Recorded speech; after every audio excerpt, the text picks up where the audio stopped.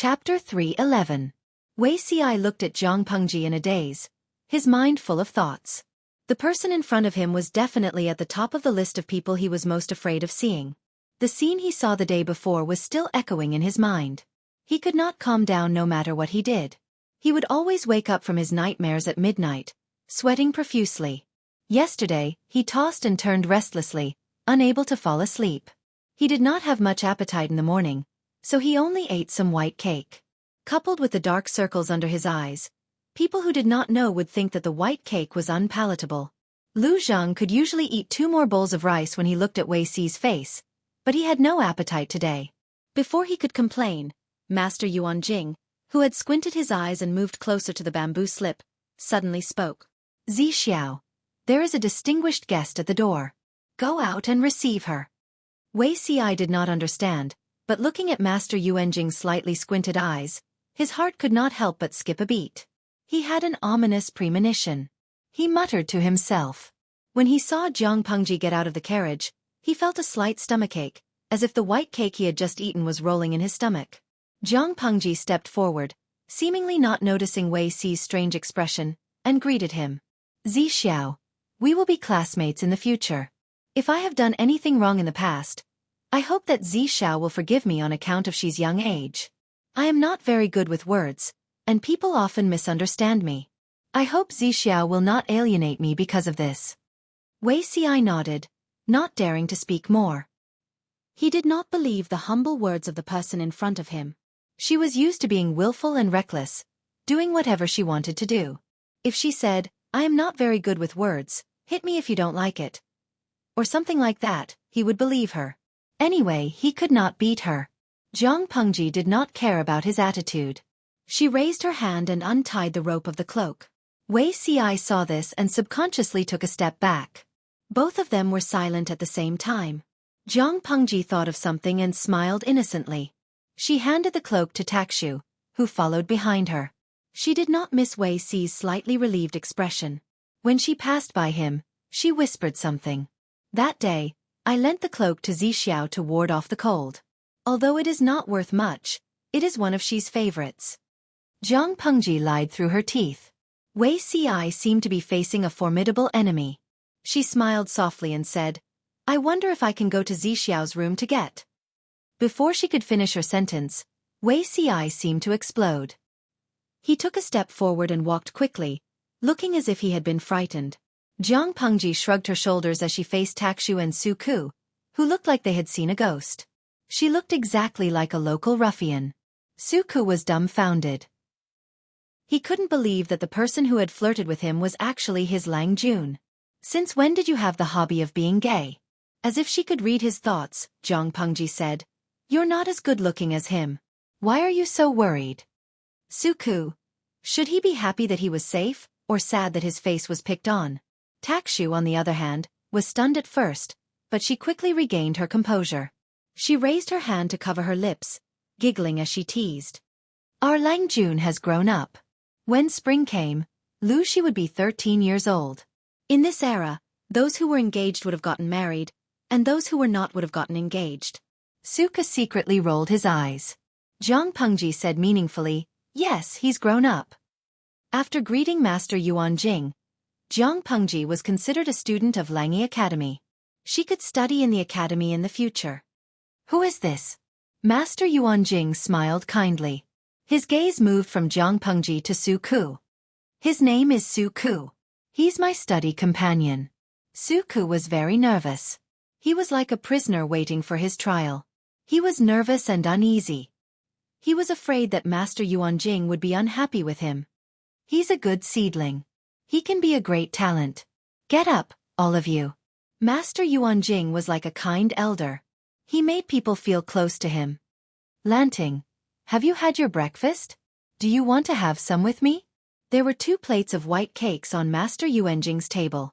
There was a teapot next to him that was boiling hot tea. There was a sweet smell in the air. Xueqi was stunned. He never thought that Master Yuan Jing, who was famous in the 9 prefectures, would be so down-to-earth.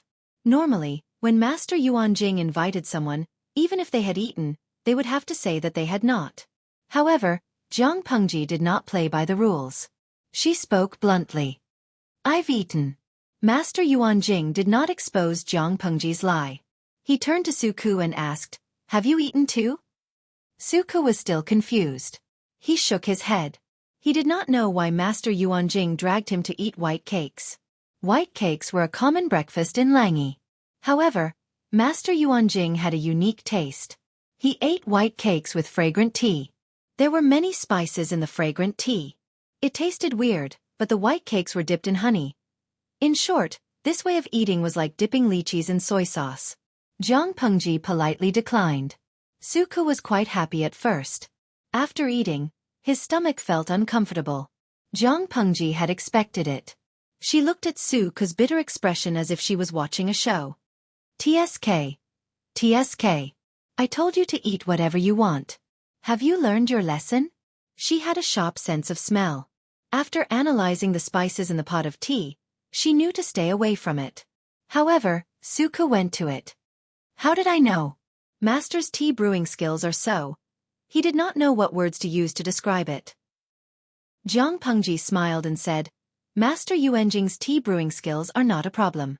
However, an old man has a heavy taste.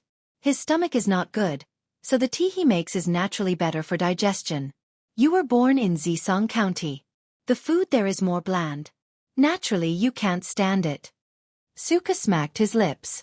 There seemed to be an indescribable strange taste left in his mouth. Although he was flattered to have breakfast with his idol, it was better to eat less of such dark cuisine. Jiang Pengji said, help me pack up. Master Yuanjing and the rest will leave for Langi this afternoon. So soon? Xueqi was stunned. He thought he could rest for a day or two at the guest house. Not soon. They have been delayed in Shangjing for a long time. Jiang Pengji shook her head in disappointment and said, in the morning, my father told me that the imperial court has no time to arrange a place for the scholars. They are to return to their hometown and wait for the decree. The reason was very ready-made. They were busy building relationships with the northern borderline and the marriage of the second prince. How could they care about other trivial matters? What they did not know was that most of the scholars were arrogant people. They were so ambitious that they were given the cold shoulder. They probably did not want to enter the imperial court to be an official. Not everyone liked the intrigue in the officialdom. Instead of fighting in the officialdom, it was better to be a famous scholar and still be famous. A slightly familiar-looking young man walked through the corridor and came to the hall. He bowed to Master Yuanjing. Master, the carriage and dry food are ready. Chapter 3:12. Meng Heng, the eldest son of Meng Zhan, the county chief of Meng County in Song Prefecture, and the son of Liu Shi's second wife, Gu Zhan. He is now facing the danger of being assassinated. Please accept him. If the mission is completed, the host will be rewarded with a big mystery bag. If the mission is failed, the host will receive a level 1 electric shock as punishment. Jiang Pengji closed her eyes and leaned against the table. She seemed to be taking a nap, but she heard the system's synthesized voice. Meng Heng? She frowned, her fingers tapping rhythmically on the table. Big mystery package? The system coughed softly and said, yes, this is the characteristic of real-time triggered missions. It's similar to a gold chest, and the probability of getting something good is very high.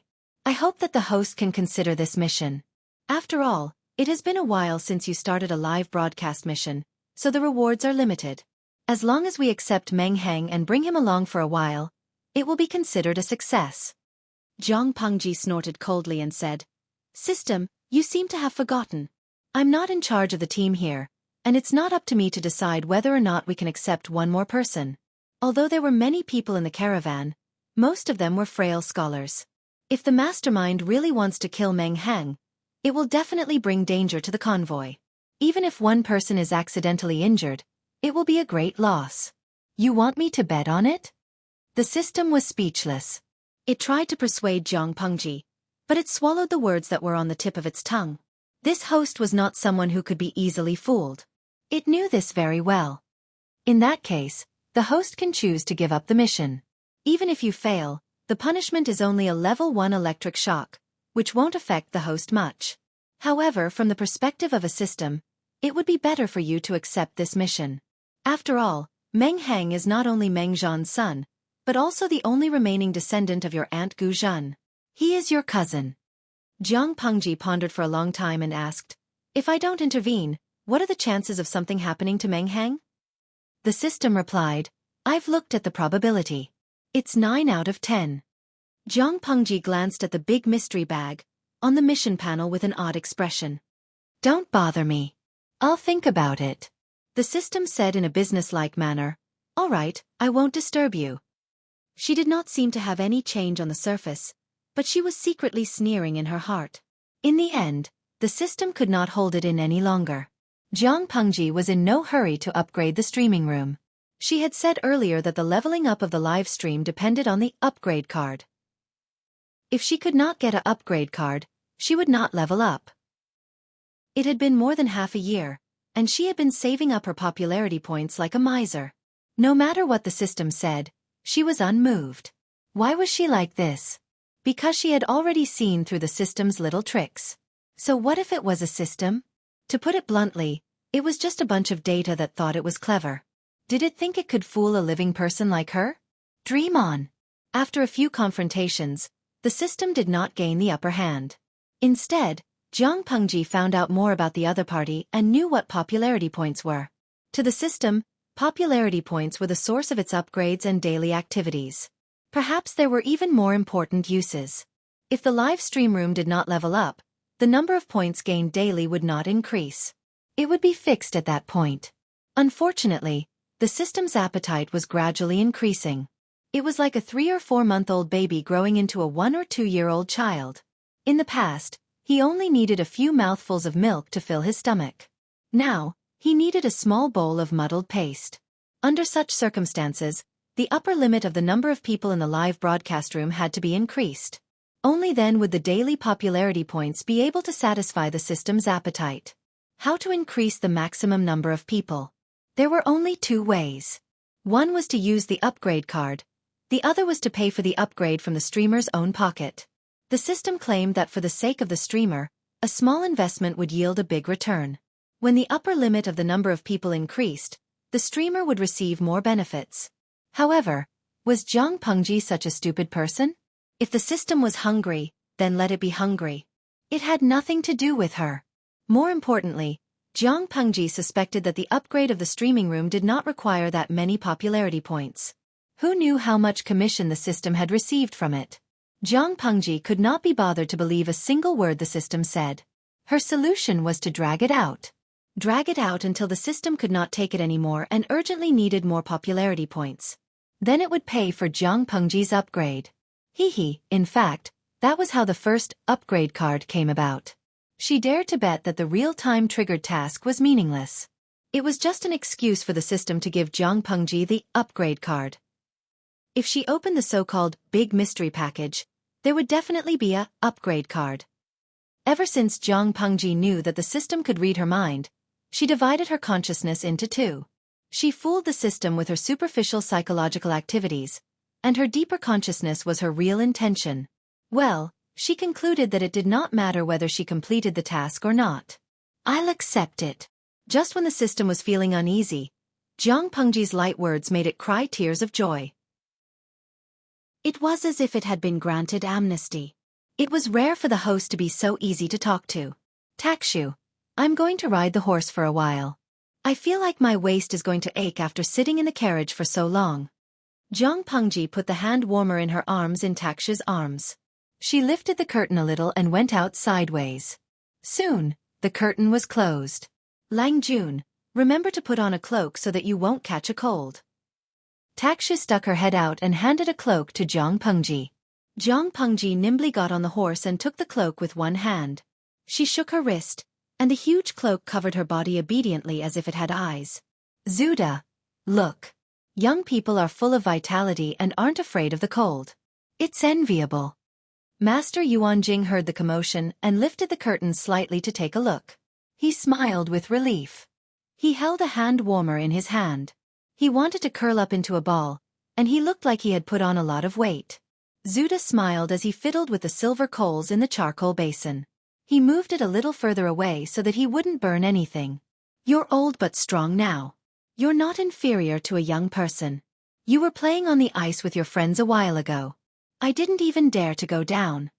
Zuda smiled and said shyly, "If you say that you're old, I'll be the first to disagree." Master Yuanjing could not help but laugh. "Your mouth is getting sweeter every day. I feel like I've lost weight because of what you've said." The previous snowfall had just stopped, and now it was snowing again. The cold wind that blew against their faces was like knives, and it hurt their cheeks. Jiang Pengji put on her hood and held the reins with both hands. She urged the horse to run from the back of the group to the front to clear the way. He really can't stay idle. Wei Ci was engrossed in his book when he heard the loud sound of horse hooves. He raised his hand to lift the curtain of the carriage, only to see a white figure speeding past the carriage. The cold wind that was stirred up blew on his face, making him feel a little more cheerful. Chapter 313.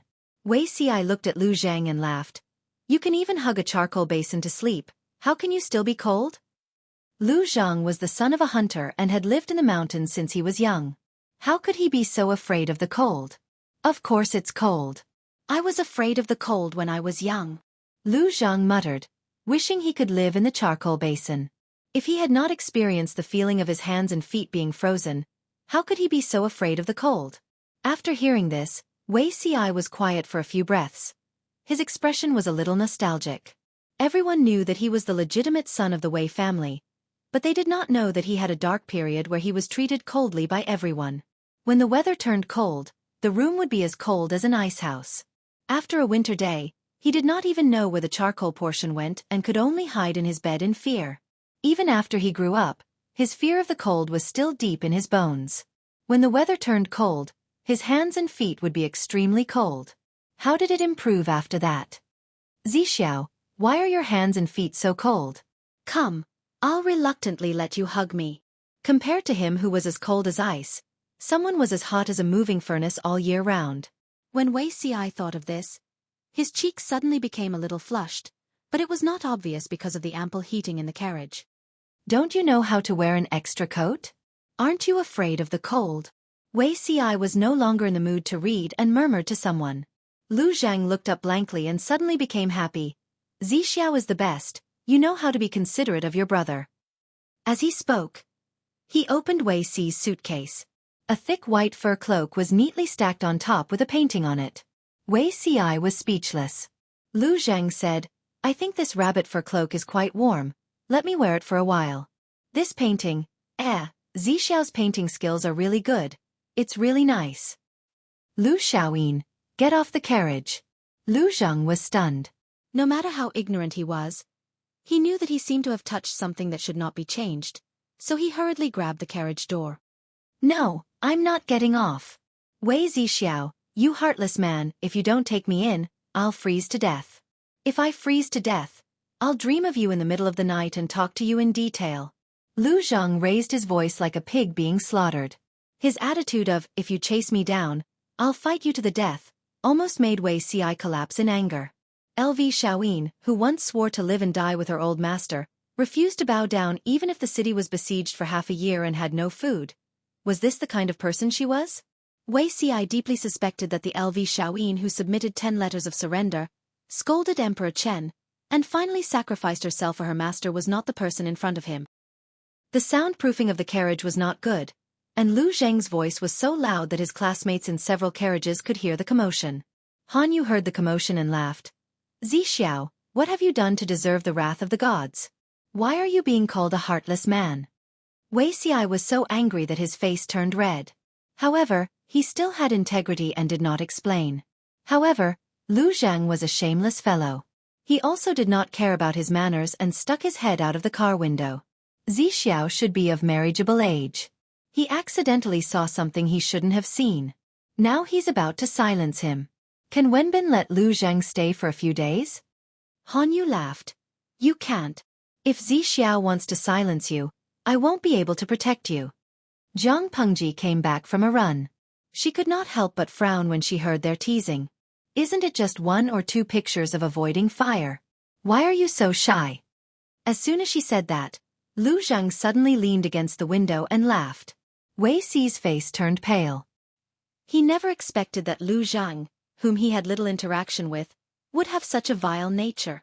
Lu Zhang was also a person who knew when to stop. He was very good at reading the situation. Seeing that Wei Ci was really angry, he could not help but raise his fist and cough lightly. Zixiao, please forgive me. I was indeed reckless this time. I went too far with the joke. I hope you can be magnanimous and forgive me. Wei Ci said stiffly, Don't do it again. When Lu Zhang heard this, he was instantly full of vigor. He stared at the picture scroll. Before the advent of paper, scholars mostly used high-quality cloth as the base and splashed ink to paint.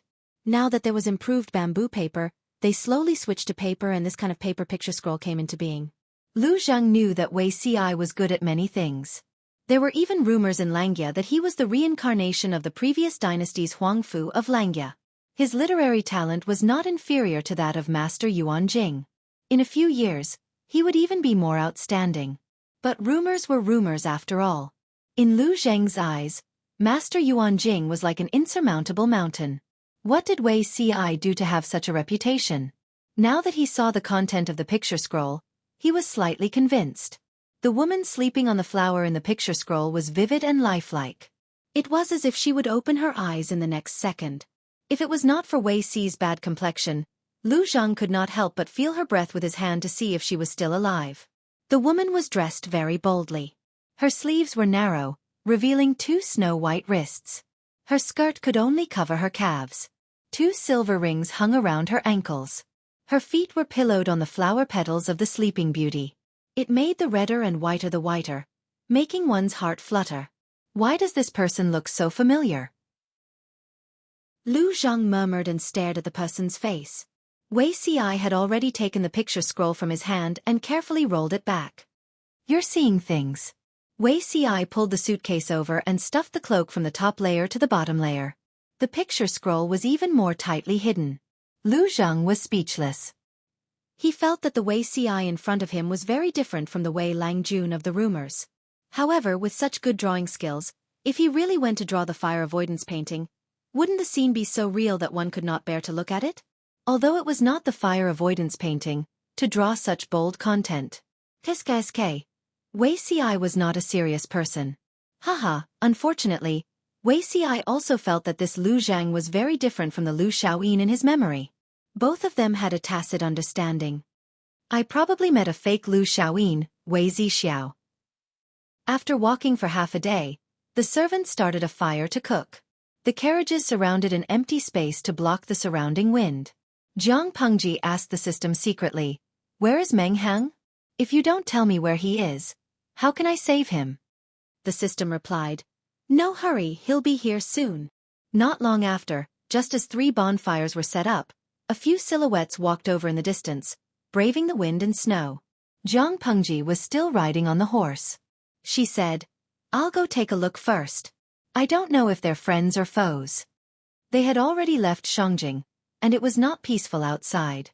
It was very easy to meet bandits or people who were being robbed by bandits. Out of caution, Jiang Pengji went to investigate first. Who's in front? Jiang Pengji stopped them on the horse. There were only 3 people in front of them. Judging from their clothes, they should be a servant and 2 guards. The servant bowed to Jiang Pengji and said, I'm the servant of First Langjun, the chief of Meng County. The road is bumpy and the snow is slippery, so the wheels of the carriage are broken. I don't know what to do now. I saw a bonfire here, so I took the liberty to come and ask for help. Jiang Pengji frowned and asked, First Langjun of the chief of Meng County? Is he Meng Heng? The servant said, Yes, he is my Langjun. Jiang Pengji's cold face warmed up a little. She said, What a coincidence. My father is Lu Shi from Hejian. If we're talking about relatives, Meng Hang is my eldest cousin. Where is he now? I'll go take a look. When the servant heard Lu Shi's name, he thought it was bad. He did not expect Jiang Pengji to recognize him as her relative. He was relieved. Chapter 3:14. The system's voice rang in Jiang Pengji's ears the moment she saw Meng Hang. System. Congratulations, streamer, for completing the real-time mission. Help Meng Hang. You will be rewarded with a big mystery package. Please receive your reward at the backstage. That was it? Jiang Pengji chuckled. The system really couldn't take it anymore. Otherwise, It wouldn't be in such a hurry. She looked at Meng Heng calmly. Unlike Meng Heng, who had a delicate appearance, Meng Heng looked rough at first glance. He was dressed in a scholarly robe, which made him look neither fish nor fowl. However, when she looked closely, she felt that he was full of determination. Meng Heng was more of a warrior who was proficient in martial arts than a scholar who was well-versed in poetry. She glanced at the thick calluses on his hands. It was the mark of holding a sword and a spear all year round. Even if Meng Heng was not good at martial arts, his body was definitely not weak. "Are you Cousin Heng?" Zhang Pengji informed Master Yuan Jing, then followed the servants and guards to meet Meng Heng. When she first saw Meng Heng, he was still sitting in the carriage, wearing a gray cloak. The charcoal in the carriage had long been extinguished, and there was no residual heat. The decorations inside were also simple. He looked like an ordinary scholar from a poor family. She couldn't tell that he was the legitimate son of the Mengs at all. "You are." Meng Heng frowned. He couldn't remember when he had seen Zhang Pengji. "Mother often talks to me about Cousin Heng.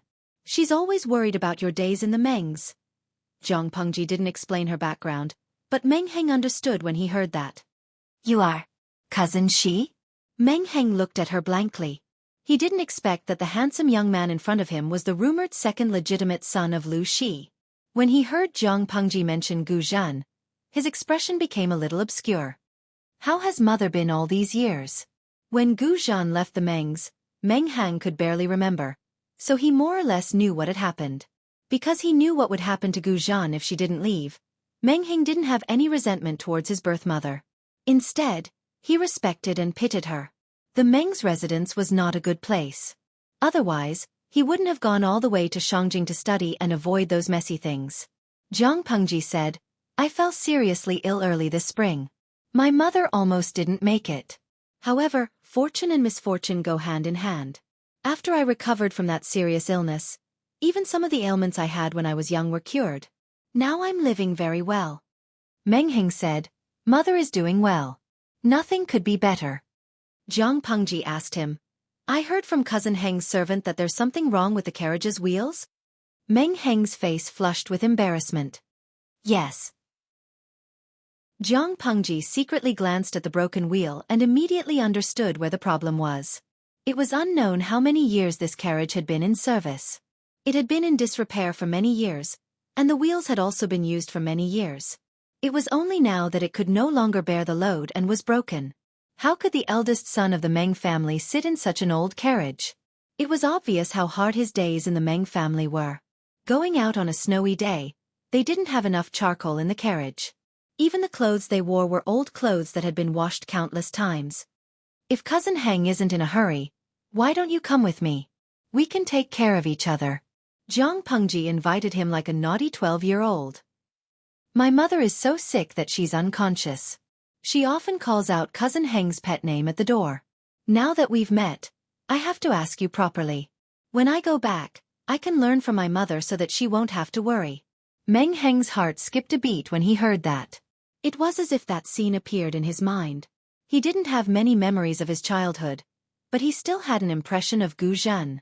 She was such a quiet and beautiful lady, as if she had walked out of a painting. One couldn't help but sigh at the peace of life. Now that she was still thinking about him when she was seriously ill, how could he not be touched?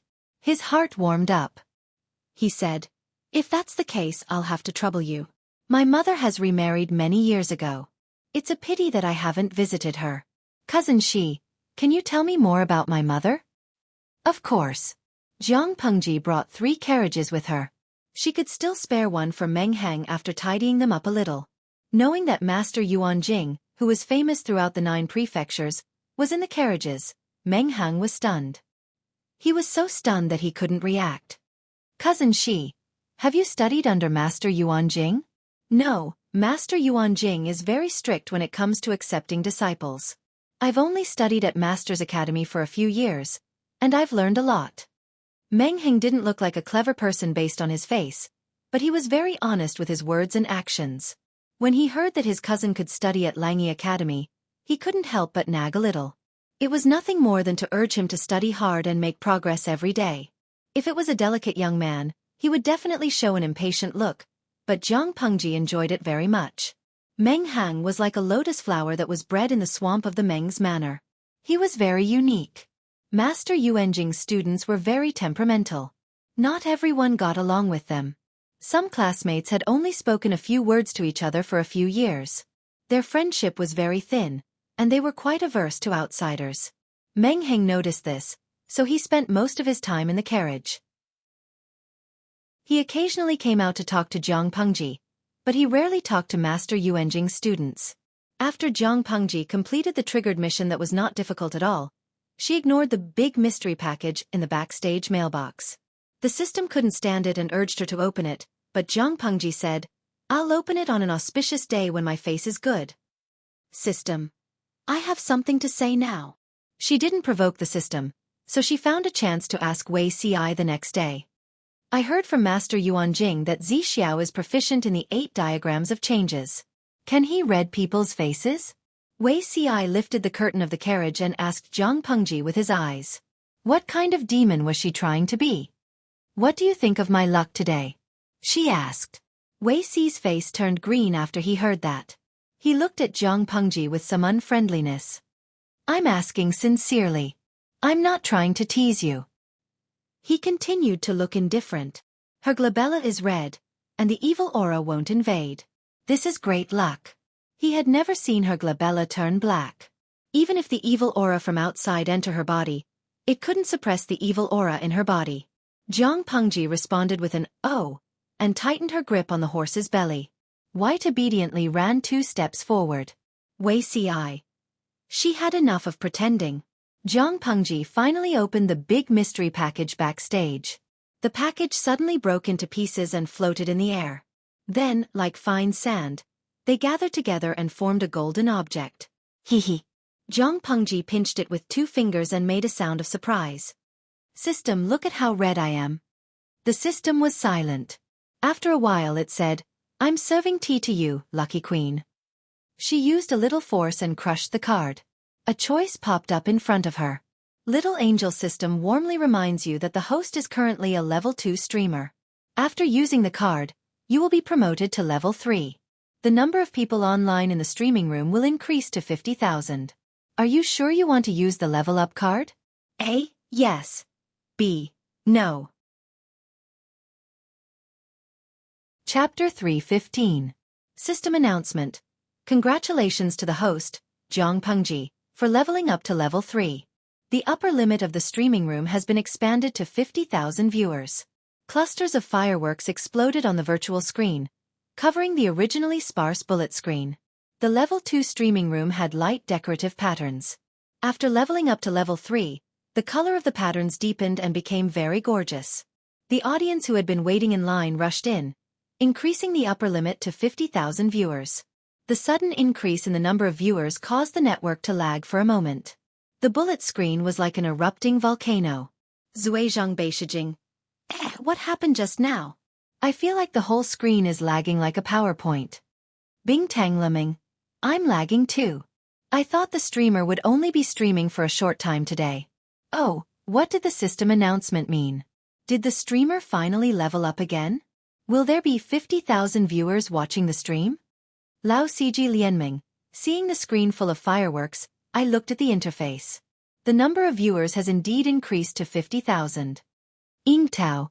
I thought the network crashed. I was waiting in line just now, and then I suddenly came in.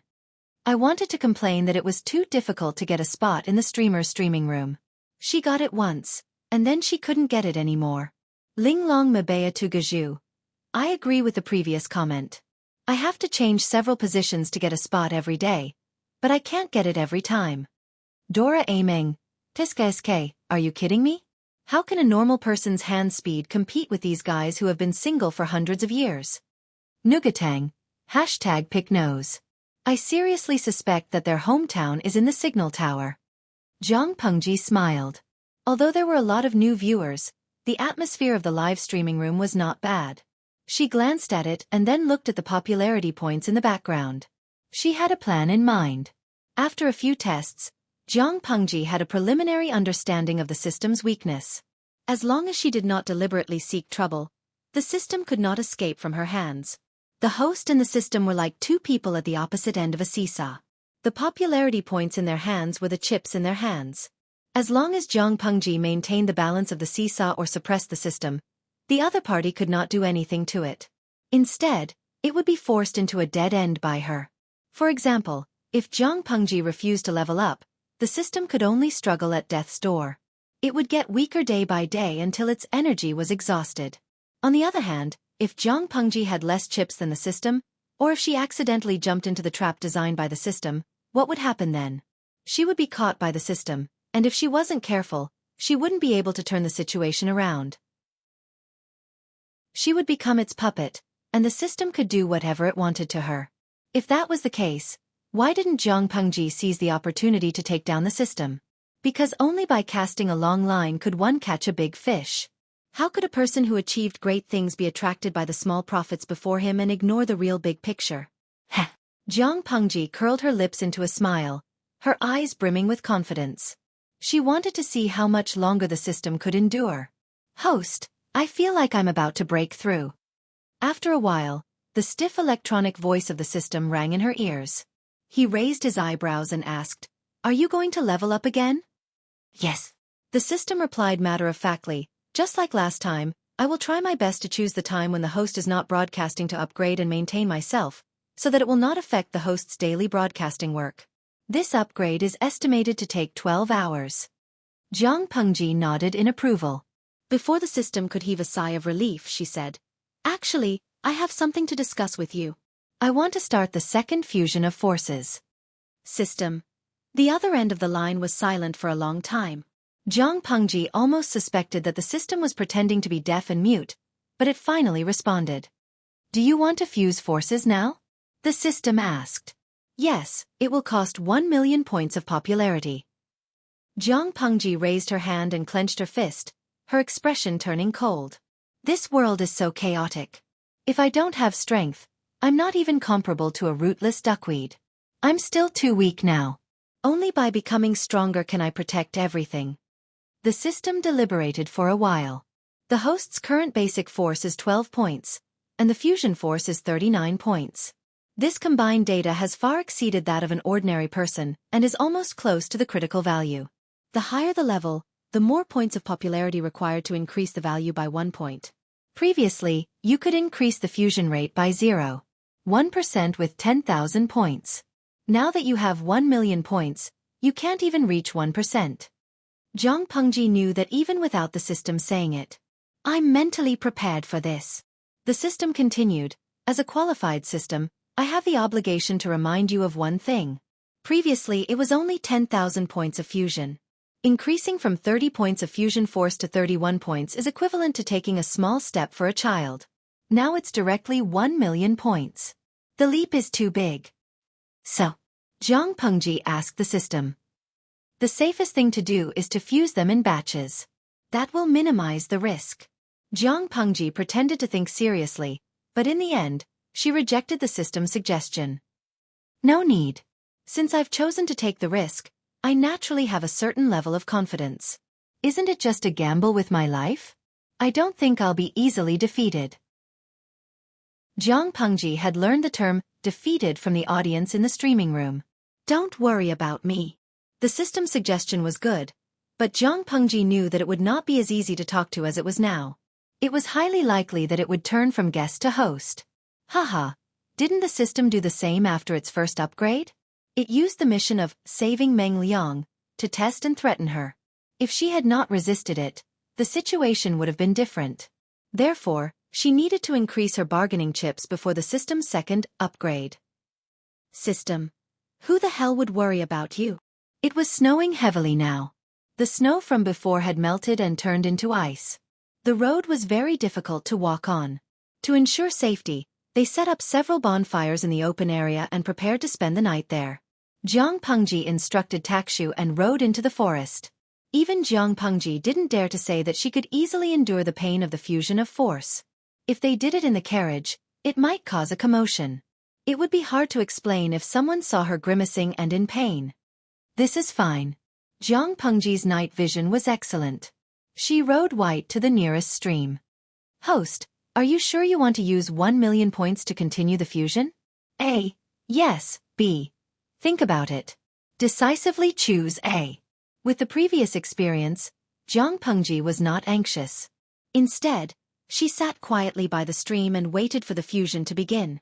As expected, after a few breaths, a sharp pain without warning swept through her body. It was fierce and intense, completely different from the first fusion. She secretly gritted her teeth and grabbed the pebbles by the stream with both hands. She clenched her fingers so hard that she left finger marks on them. The moonlight was as cold as water. When it fell on her face, it reflected a ghastly white color. She looked like a lifeless ghost. The color of her lips turned from green to purple. Because of the pain, her eyeballs were wide open. The corners of her eyes hurt as if they were about to split open. Chapter 316. Kacha. The pebble in Zhang Pengji's hand shattered. Her fingertips split open and blood stained the gravel. She curled up in pain. Her consciousness was attacked by waves of pain, but she still stubbornly held on to the last trace of clarity. Her lower lip was bitten and there were several teeth marks. She could not help but groan from the corner of her mouth. In just a few breaths, wriggling blood-colored snakes slowly flowed out of her eyes, nostrils and ears. The air gradually filled with the smell of blood. White was an intelligent warhorse from the northern borderline. Zhang Pengji's current situation made it anxious. Its hooves kept rubbing against the ground. Plop! The sound of a heavy object falling into the water was heard, causing a large splash. It turned out that Zhang Pengji's entire body had fallen into the stream. White snorted and anxiously circled a few times on the spot. Then, it turned its head and ran out the way it came from. It was already late at night. Except for the servants and boy servants on night duty, most of the people were already asleep. The scholars who liked to read at night were still in the carriage reading slowly by candlelight. Lu Zheng fell asleep after eating and drinking. He grabbed the bedding and rolled himself into a spring roll. Wei Ci wore a cloak and leaned against the carriage to read carefully. Perhaps it was because he had had a different experience, but now that he was going back and reading these familiar contents, he actually had a different understanding of them. Seriously. After reading a book, Wei Ci gradually felt sleepy. Just as he was about to sleep with his clothes on, he saw Lu Zheng sprawled out on his back. His sleeping posture was extremely carefree and took up more than half of the carriage, making him feel as if he had nowhere to put his feet. He should not have taken in Lu Zheng, who was friendly with him. Who knew that his sleeping posture was so bad? He despised it. Is there the sound of horse hooves? He was about to wake Lu Zheng up when he vaguely heard something. He lifted the curtain of the carriage. There was no movement from the servants on night duty outside. He could not help but wonder if he had heard wrongly. He muttered in a low voice. Maybe I heard wrongly. After a while, the servant on night duty stood up. He widened his eyes and said, "Isn't that Lu Longjuan's horse?" White's whole body was snow white. There was not a single strand of hair. It was vigorous and it was a warhorse from the northern borderline with excellent bloodlines. It was very eye-catching at night. Lu Langjun? Upon hearing this form of address, Wei Ci's heart skipped a beat. He put on the cloak that was draped over his shoulders and tightened it around him. Then, he took the hand warmer and alighted from the carriage. What happened? There were 5 servants on night watch, and one of them had already stepped forward to take the reins from Big White's neck and lead the agitated Big White over. Your servant doesn't know either. It seems like something happened when the horse came from that direction. Wei Ci frowned and stepped forward. Big White rubbed its head against his chest and snorted a few times, looking very impatient. Could it have discovered something? Wei Ci raised his eyebrows, an ominous premonition rising in his heart. This horse was naturally arrogant. During the day, many people looked at it enviously. No matter how much they tried to please it, it was too lazy to bite them. If Dabai had discovered something, he would have gone to find his master instead of wasting time with an outsider. You guys stay here, I'll follow the horse to take a look. If I don't come back in an hour, then inform master and the others. Although Wei Ci was a scholar, he was also proficient in the 6 arts of a gentleman. His horsemanship and archery skills were not as good as those of a military general, but they were not just for show. Sorry for offending you. Take me to your master. Wei Ci stroked Big White's mane, grabbed its reins, and flipped onto the horse's back. Surprisingly, Big White did not throw him off. Looking at Big White and Xueqi, the servants looked at each other and could only do as they were told. The stream was not very far from where the carriages were camping. It would only take a quarter of an hour to travel back and forth on Big White.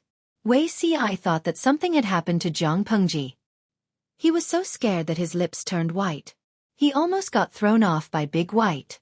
However, there were many trees in front of him, so he could not see clearly. But he was not deaf. The sound of the water was clearly. Before Xueqi came over, Zhang Pengji had already woken up from the stream. She was in good spirits, but her legs were still weak. It was difficult for her to even lift her fingers. Relying on her good health, she simply soaked in the cold stream water to adjust her breathing. She found that there were many bloodstains on her skin. She raised her hands and splashed the water on her arms and neck. She used her clothes to clean the bloodstains.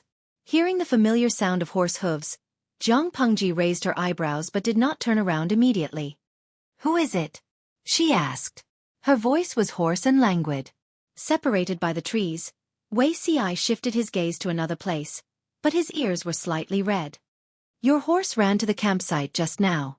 I thought that something had happened to you, so I rushed over," Zhang Pengji said.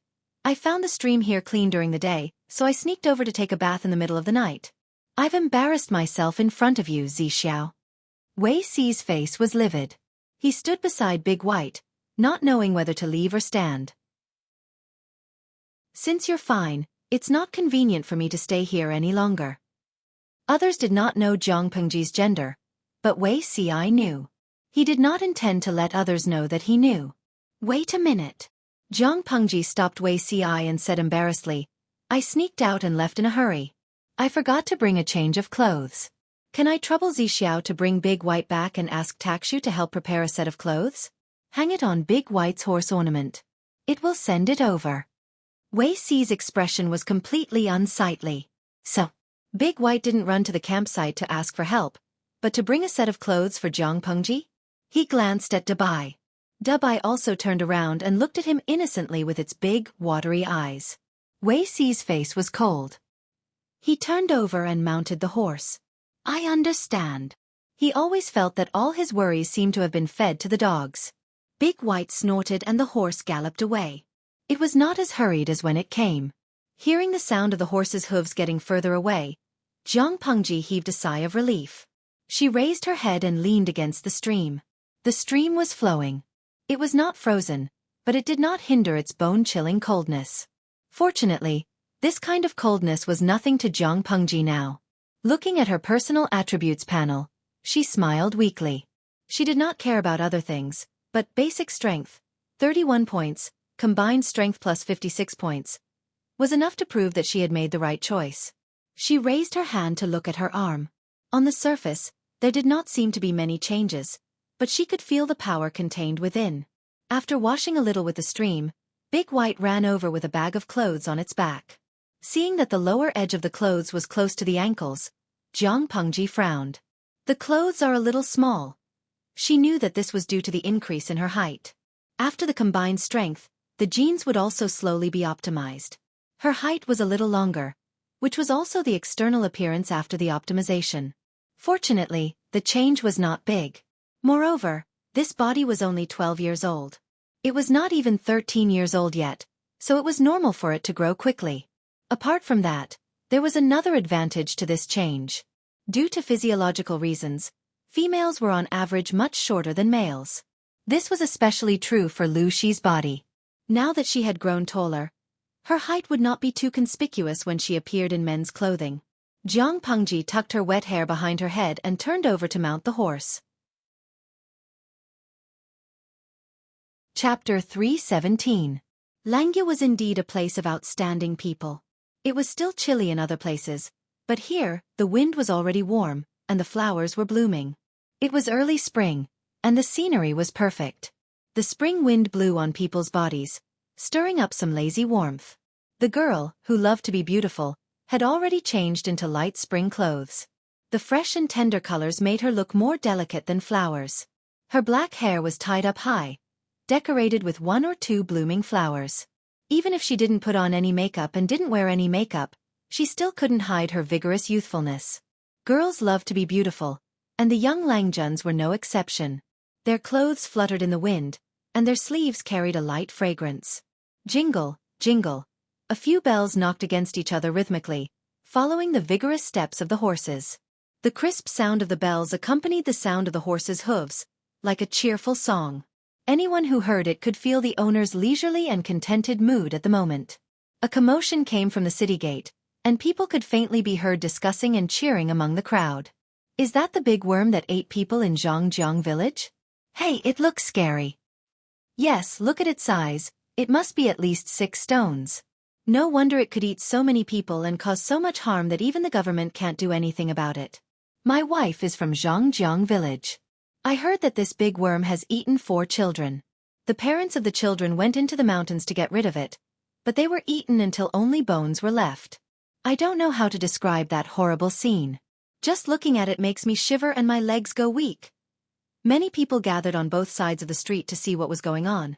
They were whispering to the tiger that was carried by 4 strong men. At this time, a slightly smaller tiger was carried in. Those who were knowledgeable immediately recognized that it was a female tiger. Wow, I thought it was a big worm that harmed Zhangjiang village. I didn't expect it to be a couple, a male and a female. Not only that, look at the stomach of that female worm. It's abnormally shriveled, like a female horse that just gave birth. The crowd was in a heated discussion. The customers in the tea houses on both sides heard the commotion below and poked their heads out. They were shocked by the 2 dead insects. Even though they were already dead, the power of their bodies was still enough to make people's souls fly out of their bodies. From the outside, the 2 tigers looked very complete, and there was dried black blood in their eyes.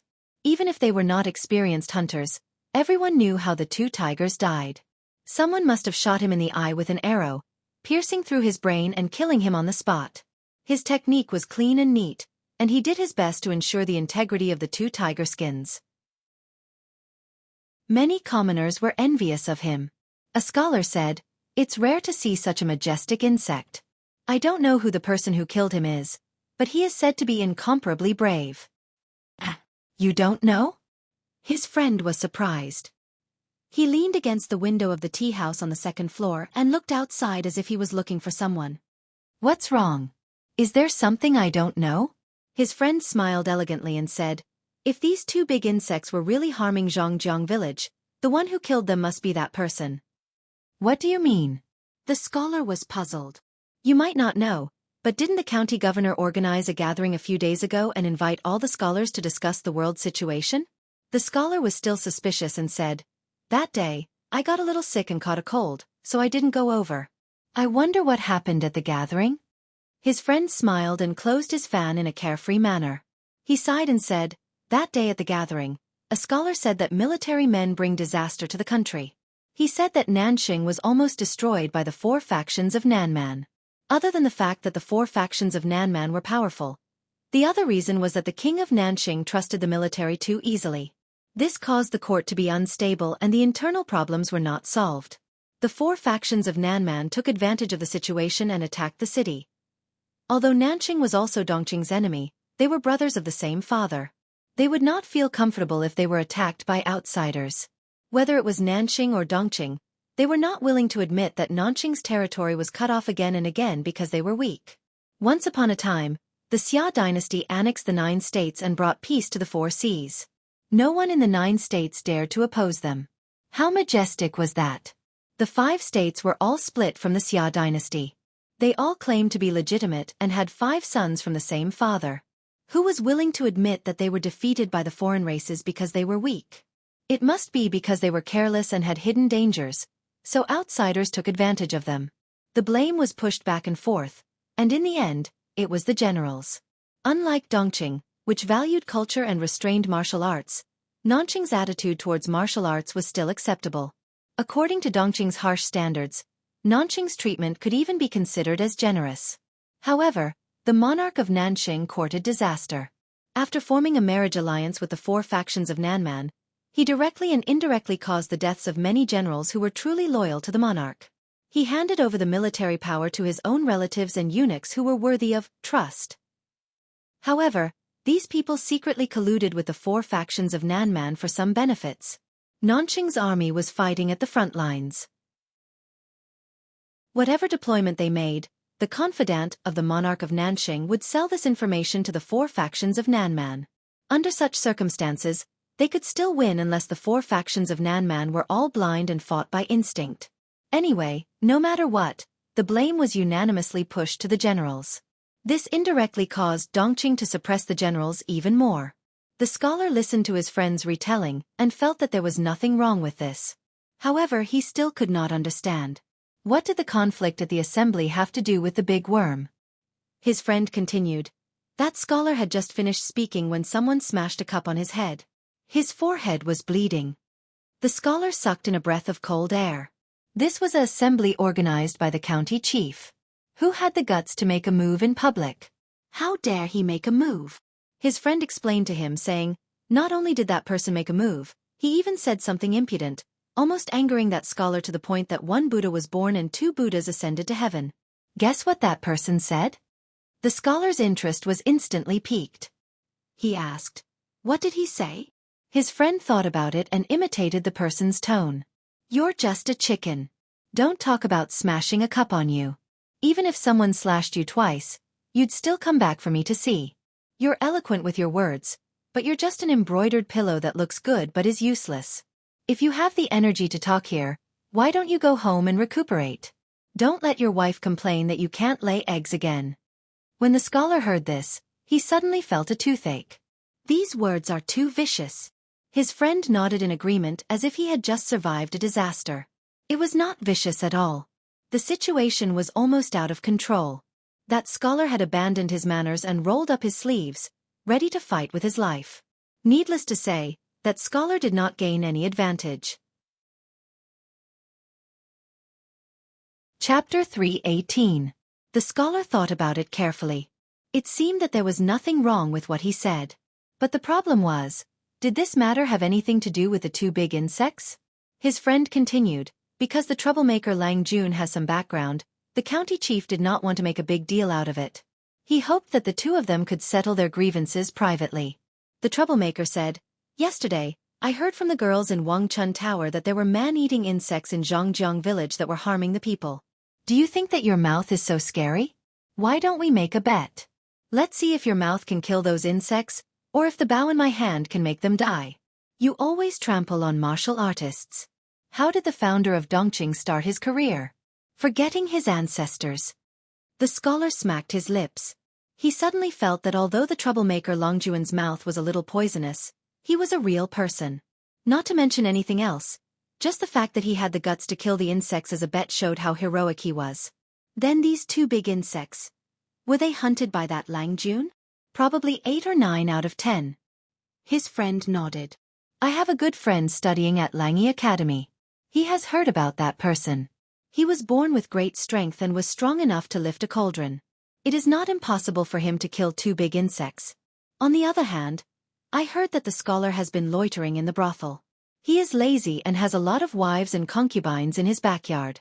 He can't even ride a horse or draw a bow, let alone kill the insects.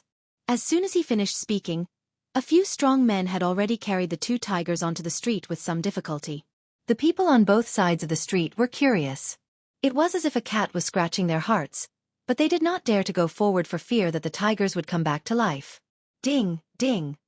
The crisp sound of the bell was even clearer. It came from afar. The scholar could not help but open his eyes wide and stared at the source of the sound. A teenager who was about 15 or 16 years old was leisurely sitting on the back of a horse. He did not even hold the reins. The horse he was riding on was snow-white with strong limbs. What a handsome war horse! The scholar sighed. The teenager on the horse seemed to have heard his compliment. He looked up and caught his gaze, which made the scholar a little embarrassed. At this moment, he finally saw the young man clearly. It was different from the wide-sleeved Confucian robes that scholars like to wear nowadays. The sleeves were very narrow, but it was also different from what the foreign tribes wore. From the appearance alone, it still retained the distinct characteristics of Dongqing. It should have been modified from the basis of the Confucian robes to make it more convenient for movement. The young man wore a simple and neat silver ring around his neck. 2 sachets and other accessories hung from his waist. He wore a pair of brown wide-toothed wooden clogs and a pair of snow-white socks. The weather was not very warm, and people with weak bodies would need to put on 2 more spring clothes before going out. However, this young man did not seem to notice, and his clothes were light and simple. Looking at the young man's face again, his dark and heroic eyebrows were slightly raised, making his entire face look lively. As for those eyes, it was unknown whether it was a psychological effect, but when the scholar met the other party's gaze, he suddenly felt guilty and wanted to avoid it. It was as if he could see through everything, and no one dared to look at him directly. The bridge of his nose was high, and his thin lips were slightly curled. He seemed to be smiling but did not, giving people a sense of closeness. Even the most picky person could only say that he was a handsome young man when looking at this plain face without any makeup. The snow-white warhorse was also extraordinary. There was a bloody bow and arrow on the horse's back. Even though it was surrounded and discussed by so many people, it did not move at all. It was like it was taking a leisurely stroll, and its owner seemed to be at ease with the reins. The man and the horse were actually such a good match. As the scholar thought about it, he suddenly realized that the young man was holding something in his arms. Ah, that's the cub of the big worm. The people with sharp eyes widened their eyes. They realized that the thing in the young man's arms was wriggling slightly, and a head popped out.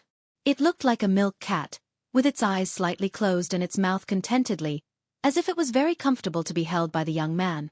However, if one looked closely, they would realize that it was not a milk cat at all, but a tiger cub that had just been born a few days ago. The young man did not care about the discussions of the people around him. He let the strong men carry the 2 tigers all the way to the door of a certain house. The young man looked at the plaque hanging on the door of the house. There were 2 gatekeepers outside looking in curiously. She rolled up her horsewhip and pointed it at the plaque. She said arrogantly, "Walk around this house a few times. Every time you walk around, you'll pay 6 more coins." The scholar and his friend, urged by their curiosity, also came over to watch the show. Seeing the young man's actions, they were suddenly stunned. The scholar felt like he was dreaming. He murmured, "This is too arrogant." Even if he was stupid and did not know who the owner of the house was, he could guess some things just by looking at the young man's actions. It turned out that the owner of the house was the family of the scholar that was choked by the young man that day, right? Asking the strong men to carry the 2 tigers around the house to show off. This was a slap in the face right at the door of the house. So arrogant, why don't you go to heaven?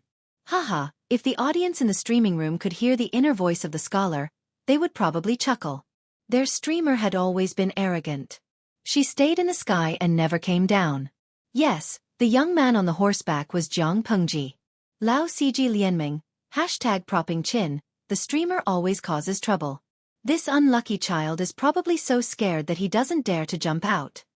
Chun Lai, ha ha ha, although it's not the first time I've seen the streamer being arrogant, every time I see it, I feel especially good. Dashu Xiaobing, #picking nose, what can I do? His brain is filled with too much water. The streamer is just kind enough to beat the water out of his brain. You didn't see the situation at Tianya gathering. The more you talk, the more you go overboard. It was the Nanxing king's own fault, but he has to deceive himself and push the blame onto others. Just wait and see.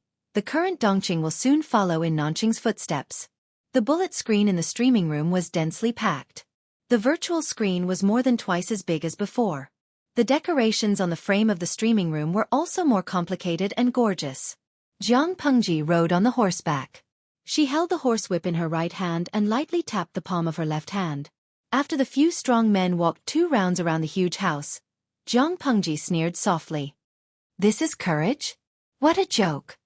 Jiang Pengji pointed at the door and said to the surrounding people who were watching the show, "Anyone with a bit of courage should rush out with a group of servants. Even if they can't win, they have to vent their anger. If everyone in Dongqing is a coward, Nanxing will be a good example. Fight with me? Pick up your own bones first, then talk. Coward. Let's go home." Jiang Pengji cracked the whip in the air with a cold face. Then, under her control, the snake-like whip obediently retracted. That was a beautiful move. She laughed heartily and bowed to the people around her. The skin of these 2 big worms is not bad. It can be used to make a tiger skin cloak. As for the meat, if the people in the village care about it, They can come over and have a taste.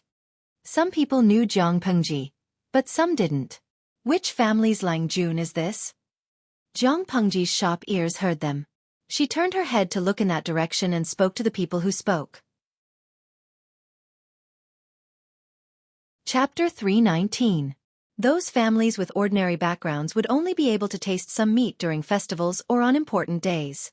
Most of them would be raising their own hens. They wouldn't even be willing to go to the market to buy pork, let alone eating the meat of the giant worm. The audience in the streaming room saw that Jiang Pengji got someone to skin the two tigers and divide their meat on the spot. To Ciji Jiwu. Host, are you kidding me? If you did this to us, you would be called over for tea. Tudo Nyo Gafen. Wild animals are now protected by the country. Host, what you did was not just inviting them over for tea. You got shot, okay? But in the host's world, people hunt based on their abilities. If they like to eat, they eat. There's nothing wrong with that.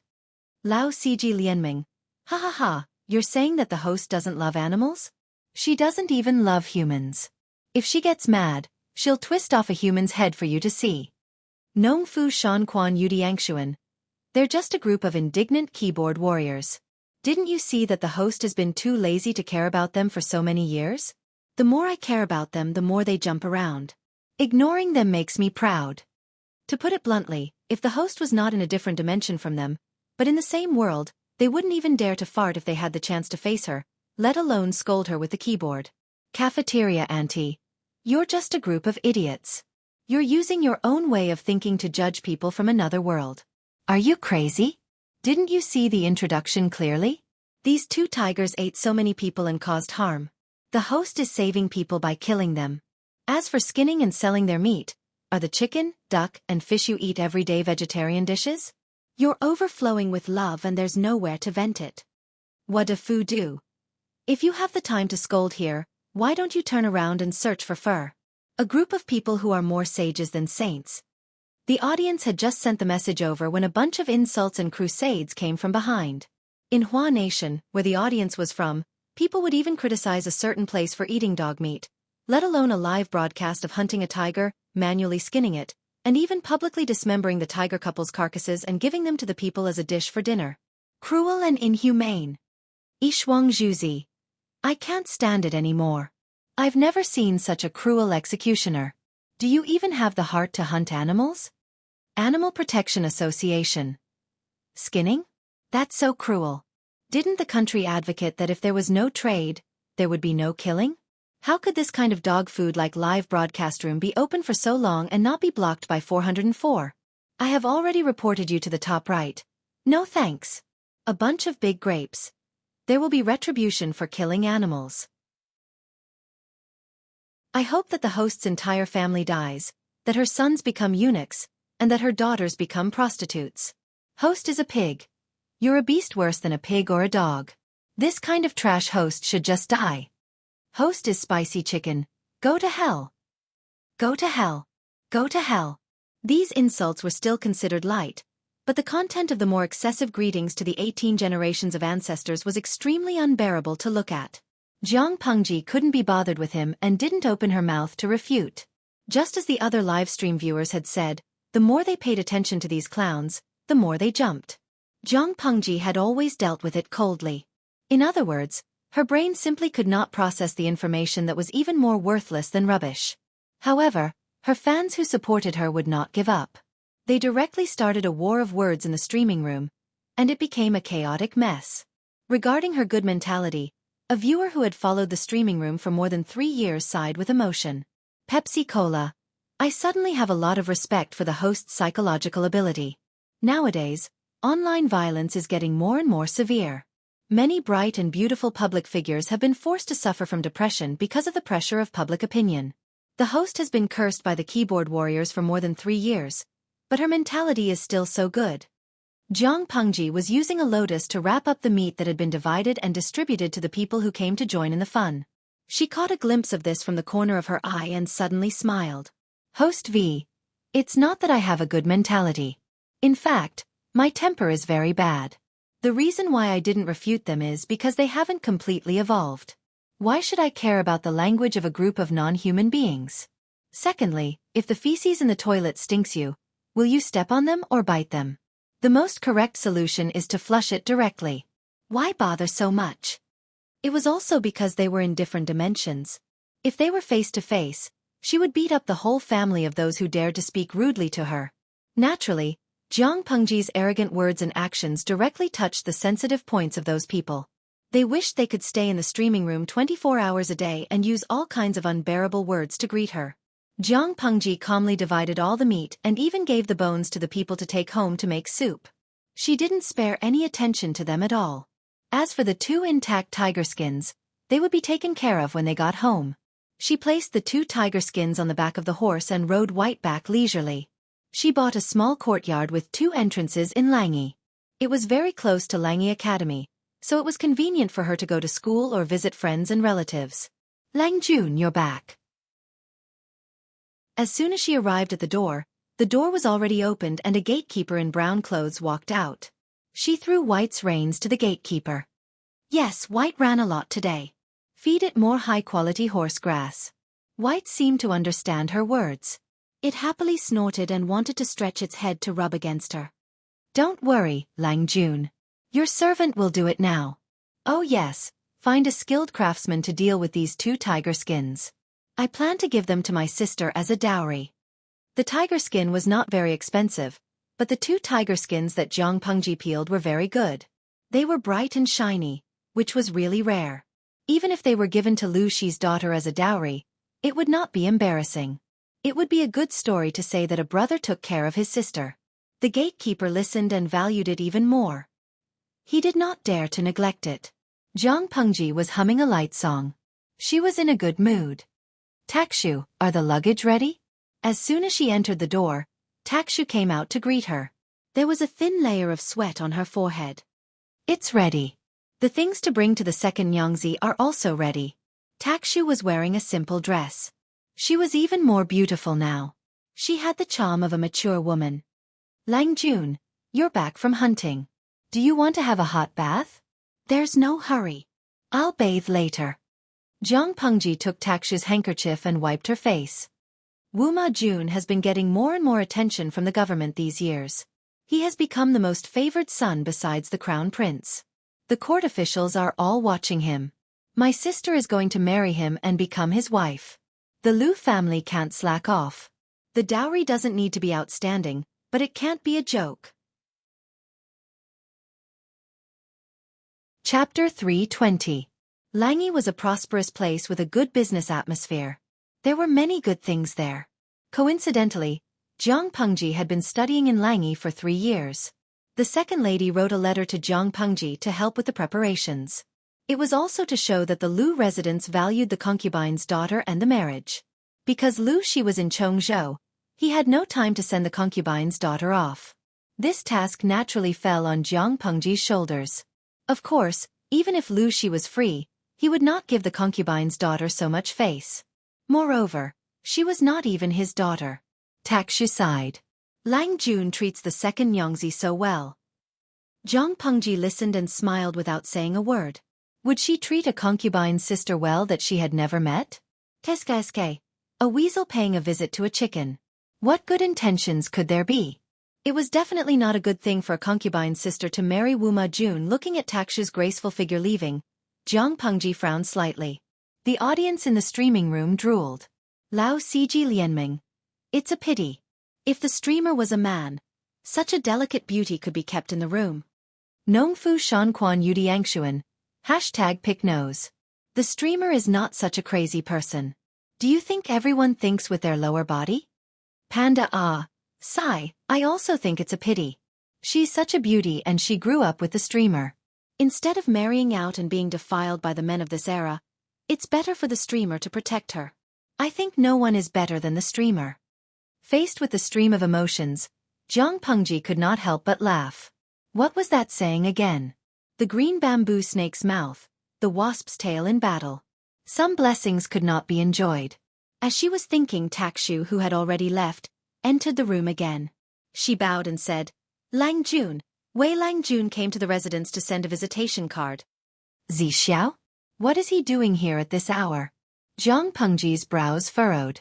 She secretly thought about Wei Si's purpose for coming to the residence. In the 3 years that she studied in Langi Academy, she had almost no interaction with Wei Si. He had his own circle of friends. Zhang Pengji would not take the initiative to get close to him. Moreover, he would go out for half a month to visit relatives and friends. They did not meet each other much. More than half a month ago, she vaguely heard the students of Langi Academy mention that Wei Si had gone out again. Calculating the time, she reckoned that he had just returned. Why would he come to her residence to send a visiting card? With that in mind, she did not let them wait for long and went straight to the reception pavilion to meet Wei Si. Zhang Pengji sat down on the master's seat and said with a smile, "What a rare guest. Zi Xiao actually took the initiative to come to my humble abode." 3 years had passed, and Wei Si was now a young man in his early 20s. Compared to 3 years ago, he looked more handsome. Probably because of the long journey, he seemed to have lost a lot of weight. The green clothes on his body actually seemed a little empty. Upon hearing the teasing, Wei Si covered his mouth with his hand and coughed lightly. The voice was slightly hoarse and nasal. It seemed that this person was not only tired from the long journey, but also not feeling well. "Did you catch a cold or something? Why don't you get a doctor to take a look?" Wei Si shook his head and slowed down his breathing, suppressing the urge to cough. However, the green color under his eyes added a sickly look to his face. No matter how one looked at it, he did not look fine. He said, "I'm fine. It's just that I accidentally caught a cold the day before yesterday and am feeling a little unwell." Zhang Pengji nodded and waited for Wei Si to state the purpose of his visit. Sure enough, Wei Si had his own purpose for visiting. "Lanting, I heard that you're going to send off your sister's marriage to Shangjing?" After all, they were classmates in the academy. Wei Si did not call Zhang Pengji so distant. Instead, he called her by her courtesy name like others did. "This matter, if it can be avoided, try your best to avoid it." Zhang Pengji was puzzled and asked, "Zi Xiao must have his reasons for saying this. I don't know why, but why can't I go?" Wei Si said, 3 years ago, the government sent troops to help Nanxing. On the surface, it seemed that they were fighting and repelling the 4 factions of Nanman together with the other countries. In reality, the 4 factions of Nanman had no intention of destroying Nanxing. They only took the opportunity to retreat and occupy the conquered counties. They took the opportunity to recuperate and plan for the future. At the same time, this was also an extremely vicious plan to sow discord. Zhang Pengji said, "I know about this matter. The 4 factions of Nanman stopped their attacks not because they were really defeated, but because they gave Nanxing a chance to breathe. At the same time, they disintegrated the reinforcements of the other 4 countries and provoked a conflict of interest between the other 4 countries and Nanxing. Although the other 4 countries sent troops to help Nanxing defend the last of their territory, they did not run a relief society. There was a price to pay for sending troops to help. After Nanxing was defeated, not only did they have to face all kinds of conditions from the 4 factions of Nanman, but they also had to give benefits to the reinforcements of the other 4 countries. The other 4 countries sent troops to help in name, but they also had the intention to take advantage of them. However, in the beginning, Nanman attacked ferociously. They were united against the enemy. Later, Nanman stopped attacking, and the internal reinforcement alliance was in chaos. This matter was known to the whole world, but all the countries pretended to be peaceful and righteous. They did indeed fool many fools. But, what does this matter have to do with me sending off my sister's marriage? Wei Si choked and lowered his eyelids. His expression was slightly silent. Zhang Pengji was not in a hurry. She waited for him to speak. When the spring plowing is over, Nanman will definitely make a big move. Nanxing is probably going to perish. Next, Dongqing will face the predicament of being attacked from both the north and the south, Wei Si said. The external threat is so obvious, but there are also many internal problems. The situation in Shangjing is extremely serious. It is almost to the point of being in a state of panic. One by one, they are still living in a drunken stupor, unaware of the changes in the outside world. They are passionate about internal strife. The 4 princes have grown up and each has their own backing. The fight for the throne is interspersed with the increasingly serious struggle between different factions. If you go to Shangjing, I am worried that you will not be able to return. When he was anxious, he did not even address himself as CI anymore. He directly addressed himself as I. Zhang Pengji raised her eyebrows. I will not be able to return? Don't underestimate those relatives and eunuchs. When they go crazy, they are not afraid of anyone. Zhang Pengji was calm and played with the teacup in her hand. I will consider what you said carefully. However, regarding the matter of sending off my sister's marriage, even if it is a dangerous place, I have to go. Wealth comes from danger. I don't know that those relatives and eunuchs are colluding with each other to create trouble. But don't worry, these useless fellows will not be able to touch a single hair of mine. Wei Ci pursed his lips. His expression became complicated. Zhang Pengji suddenly said, I am not that weak. I know. Then you can relax and wait for a good show.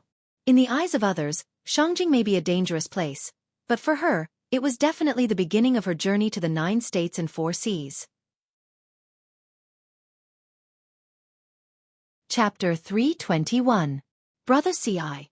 Father is having tea in the front hall. Wei Ci came out of Zhang Pengji's house and went to visit his master's house after a short rest.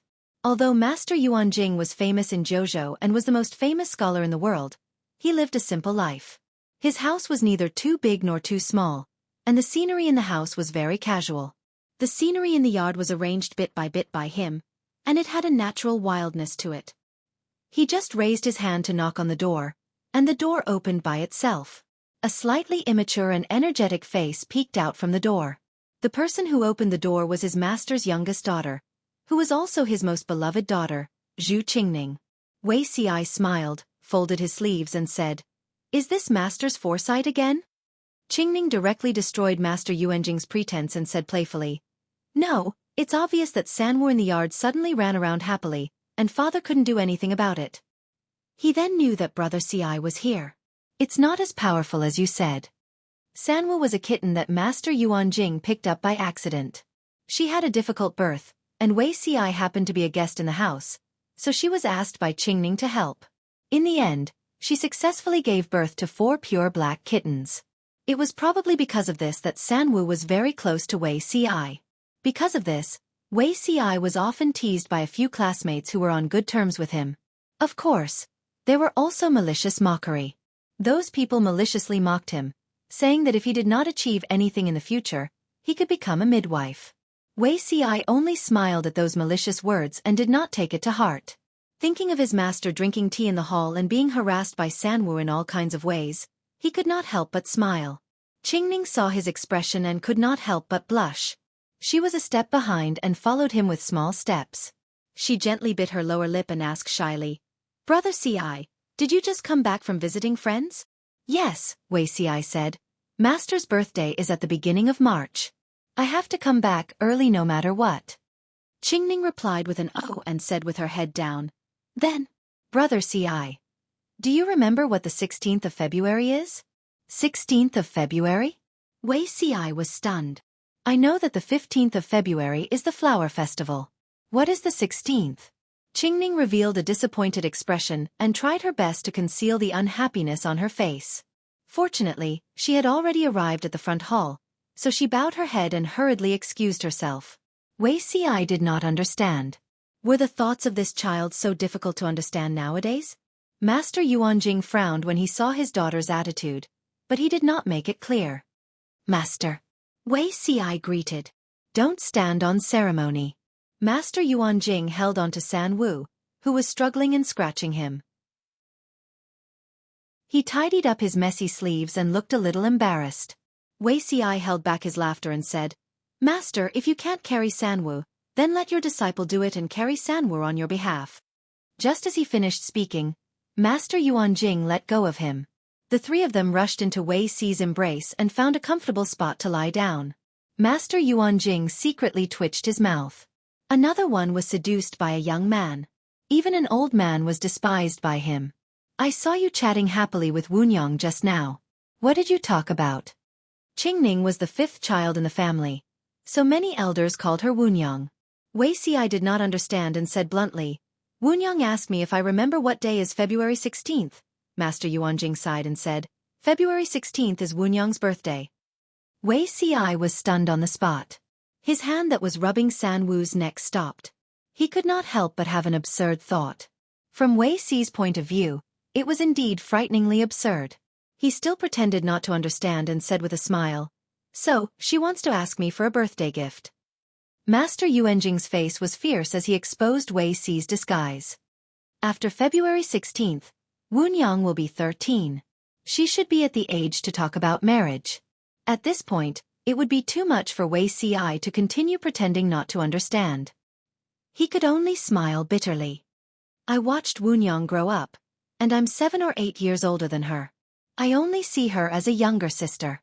Why would I have these thoughts? I know that you live the life of an ascetic monk and don't care about these worldly matters, but Wunyang is still young. Master Yuanjing paused and lowered his voice to ask Wei Si, "I'm happy to see this happen, but it depends on your wishes." After all, Wei Si was a student that he liked. Master Yuanjing could be said to have watched Wei Si grow up and knew his temperament. It would be best if he could recruit him as a son-in-law. He also loved Wunyang, who was an old woman. As an old father, he naturally hoped that she would live a good life. Wei Si was shocked. San Wu, who was in his arms, noticed the change in his emotions. She used her paw to pat Wei Si and meowed a few times. "I don't mean that." Wei Si shook his head and said, "Moreover, I don't want to harm her." In fact, Wei Si almost got married when he was 15 years old. It was just that when the two families exchanged cards, the bride was so scared that she broke off the engagement. Not only did he break off the engagement, his reputation was almost completely ruined. Those who were still willing to be friends with him were all true friends.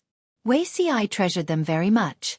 No matter which family it was, if they saw Wei Si's horoscope, who would dare to marry him? Master Yuanjing secretly rolled his eyes. Wei Si's excuses could fool the ignorant people, but it was not enough to fool him. Those who believed in the horoscope would naturally be restrained, but those who did not believe in it would naturally be unaffected. Master Yuanjing sighed. "Fine, I won't be an annoying person who will break up a loving couple." Wei Si's expression froze. He seemed to have thought of something and wanted to avoid it. Little girls are the most fickle. They like certain things very quickly. Once there is a substitute, they will change their feelings very quickly, Master Yuanjing said faintly. "It's almost the flower festival. When the time comes, ask your mistress to find someone who is as good-looking as you for Wunyang. I reckon that this matter will be over." Wei Si was slightly embarrassed. Was it his fault for being good-looking? He should look for his parents for this matter. However, Master Yuanjing had made his attitude clear, which made Wei Si slightly relieved. He had lied just now. He did not treat Qingning as a sister. He simply treated her as a daughter or granddaughter. Considering the issue of seniority, he changed his words. Wei Si and Master Yuanjing talked for a while before Mistress called him over. She said that she had something to tell him. Master Yuanjing watched Wei Si leave with Sanwu in his arms. He was silent for a while. His gaze turned to the screen at the side of the hall. "Did you hear that?" Qingning pouted. Her eyes were filled with tears. They were bloodshot, and there were tear stains on her face. "You shouldn't have such thoughts. Cut them off early. I will find you a real good husband. Be good. There are many good men in the world. Although not all of them are as good as me, there are many who are more filial than Zixiao." Master Yuanjing loved his youngest daughter, but he was not without principles. Only Wei Si was a little troublesome. "I don't believe that Brother C's horoscope will harm his wife, children, parents, teachers, and friends. I'm not afraid. I'm not afraid of your father either. But there is someone in his heart. You can't squeeze in. Why bother?" When Qingning heard that, she suddenly started crying again. Chapter 322. All right. Wunyang, don't cry. When it comes to marriage, it's all about fate. There's no need to force it. Master Yuanjing patted Qingning and allowed the old woman to wipe her tears on his clothes. Qingning was a stubborn girl. When she found out that Wei Si did not like her because he had someone else in his heart, she felt indignant. Elder brother Si is already 21 years old now. The youngest people of his age are already married, and the earlier children can already read and write. Who on earth has seduced his heart? Qingning pursed her lips, and her eyes were filled with tears, as if she was about to cry in the next second. The young girl was very innocent. She had never thought of forcing Wei Si to like her. She just felt that the person she liked was good in every aspect. Others should like him like her.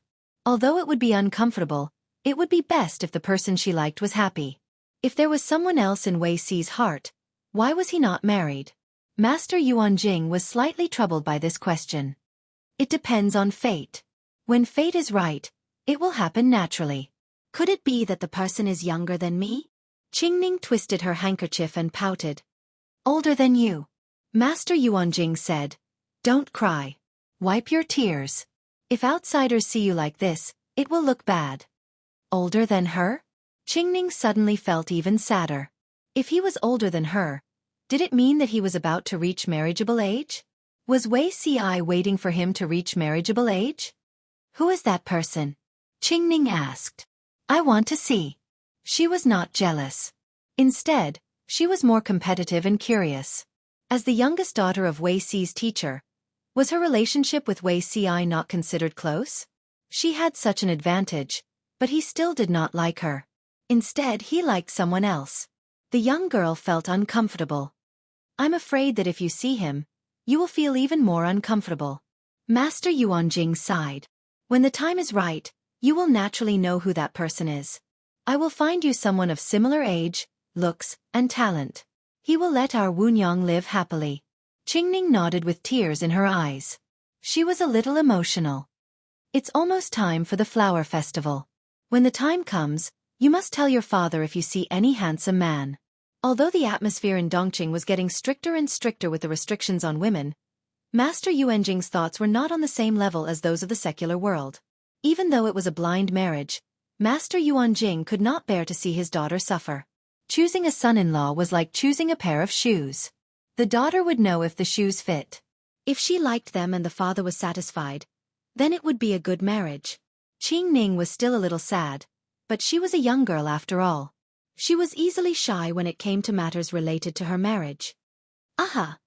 Biting her lip, she responded in a low voice. Wei Si had his dinner at Master Yuanjing's residence before he left. It was just that Sanwu was rather resentful of him for being away from home for so long, and only after tearing his sleeves did it loosen its claws reluctantly. Wei Si's mistress carried Sanwu in her arms and stroked its fur. She sent Wei Si to the door and covered her sleeves with a chuckle as she looked at his miserable appearance. The flower festival is coming soon. Go back and prepare some brighter clothes. If you were to wear this, which lady would take a fancy to you? Mistress looked at Wei Si lovingly. Although she was old, she had a good attitude and still looked young. Wei Si's cheeks turned red. He was so teased that he was speechless. When an elder teased a junior, should he not be shy and accept it? Should he explode on the spot? After leaving Master Yuanjing's residence, Wei Si's mind was filled with the words, flower festival, as if he was possessed. After a while, he felt that something was not right. Could it be that I forgot something? Wei Si was puzzled. He carefully thought about the flower festival. 12th of February. The birthday of 100 flowers. Birthday. Wait. The flower festival was not her birthday? Wei Si seemed to recall something, and his expression changed slightly. The flower festival was the day when 100 flowers were born. It was also a good day for young men and women of the right age to go out for an outing. The girls in the boudoir also let go of their usual modesty and began to worry about what color of clothes they should wear on that day and what popular makeup they should put on. Although the young men were not so fussy, they were faintly anxious and tried to show their best side on that day. Jiang Pengji was a little bored on this day that was filled with a strange atmosphere. She was pulled up from the bed by Takshu. She rinsed her mouth and washed her face in a daze. Then, a bowl of clear broth noodles was placed in front of her. It's longevity noodles again. Jiang Pengji looked at the thin noodles in the bowl, which were of the same thickness and as thin as hair. She suddenly became energetic. Takshu sighed and said, I can understand that you don't want to hold a big birthday celebration. After all, many things are inconvenient when you are away from home. But you still have to eat this longevity noodles.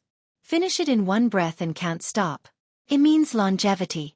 That's what Madam specially told me.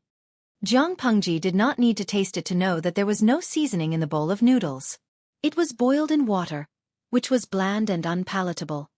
If you don't eat it, the noodles will burn, Takshu urged. Jiang Pengji closed her eyes and picked up the bowl. She picked up the noodles and stuffed the longevity noodles into her mouth. She even finished the soup. That's right. Lang Jun will definitely live a long, long life. Takshu smiled and put away the bowl and chopsticks. Only Jiang Pengji had a bitter face.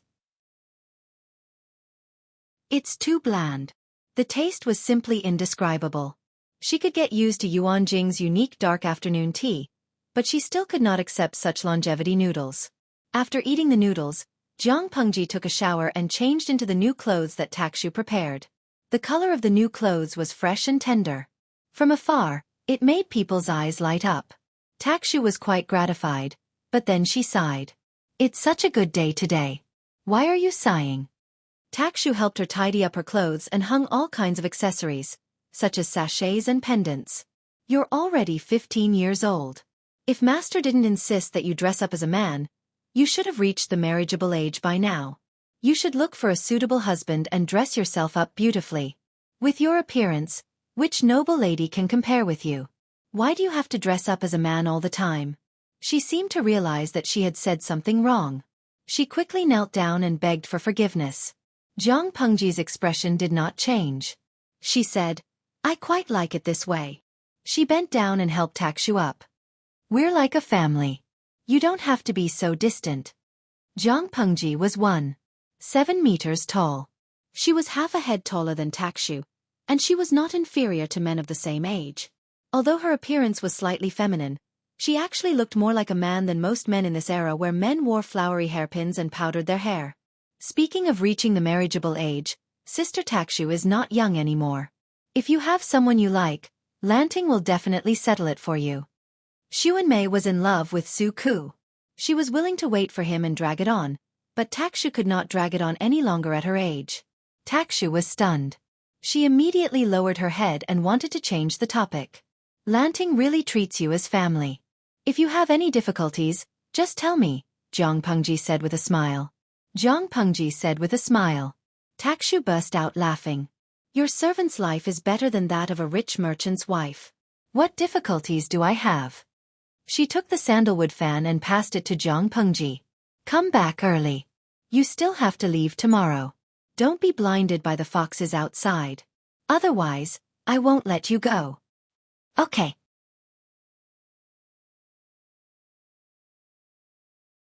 Chapter 323. The flower festival was the birthday of 100 flowers. Young girls in their prime wore bright clothes and had flowers painted between their eyebrows. They walked gracefully, surrounded by maids, and worshipped the flower god. In the words of the audience in the streaming room, it was a day full of dog abuse. Spring is coming, and everything is full of life. What a good day for young men and women to tell each other their hearts, and single dogs continue to cry. Jiang Pengji sat on a tree branch. There was a gathering in the distance. The young, beautiful, and energetic girls were indescribably beautiful under the spring sun. Not only did they attract Jiang Pengji's attention, but they also attracted the gazes of a group of young nobles. White was chewing the weeds that had sprouted on the ground. He spat it out after chewing, then went on to hum another patch of tender grass. She smiled and lifted her foot to touch White's mane with the tip of her toe. It walked away in disgust. Jiang Pengji smiled and talked to White. You're not young anymore. Do you want me to find you a partner? How many cubs do you want? White squinted and made a sound as if it was mocking her. She did not understand horse language, but the little angel in the streaming room seemed to have learned the language and helped her translate. Yekaken. White's voice. My stupid master, how many days have you not washed your feet? Wadudian Dudii. Wrong. White is obviously a single dog, and you want to mock me. Wicked people. Ranzhong Qi too. This young lady is very popular. I just noticed a strange horse trying to flirt with Dabai. Jiang Pengji secretly rolled her eyes. Was she not as attractive as the horse, Whitey? She leaned on the tree branch and closed her eyes to rest. Because of the terrain, the air in Langya was warm and humid. The pear blossoms that only bloomed in March were now all over the branches. When the spring breeze blew, petals would rustle and fall. She leaned against the tree trunk and propped her legs up. One hand was on her knee, and the other was holding the wooden clogs that she took off. Her feet were only wearing snow-white socks. Half of her body was hidden in the pear blossoms. If one did not look carefully, one would not notice that there was a person lying on the tree.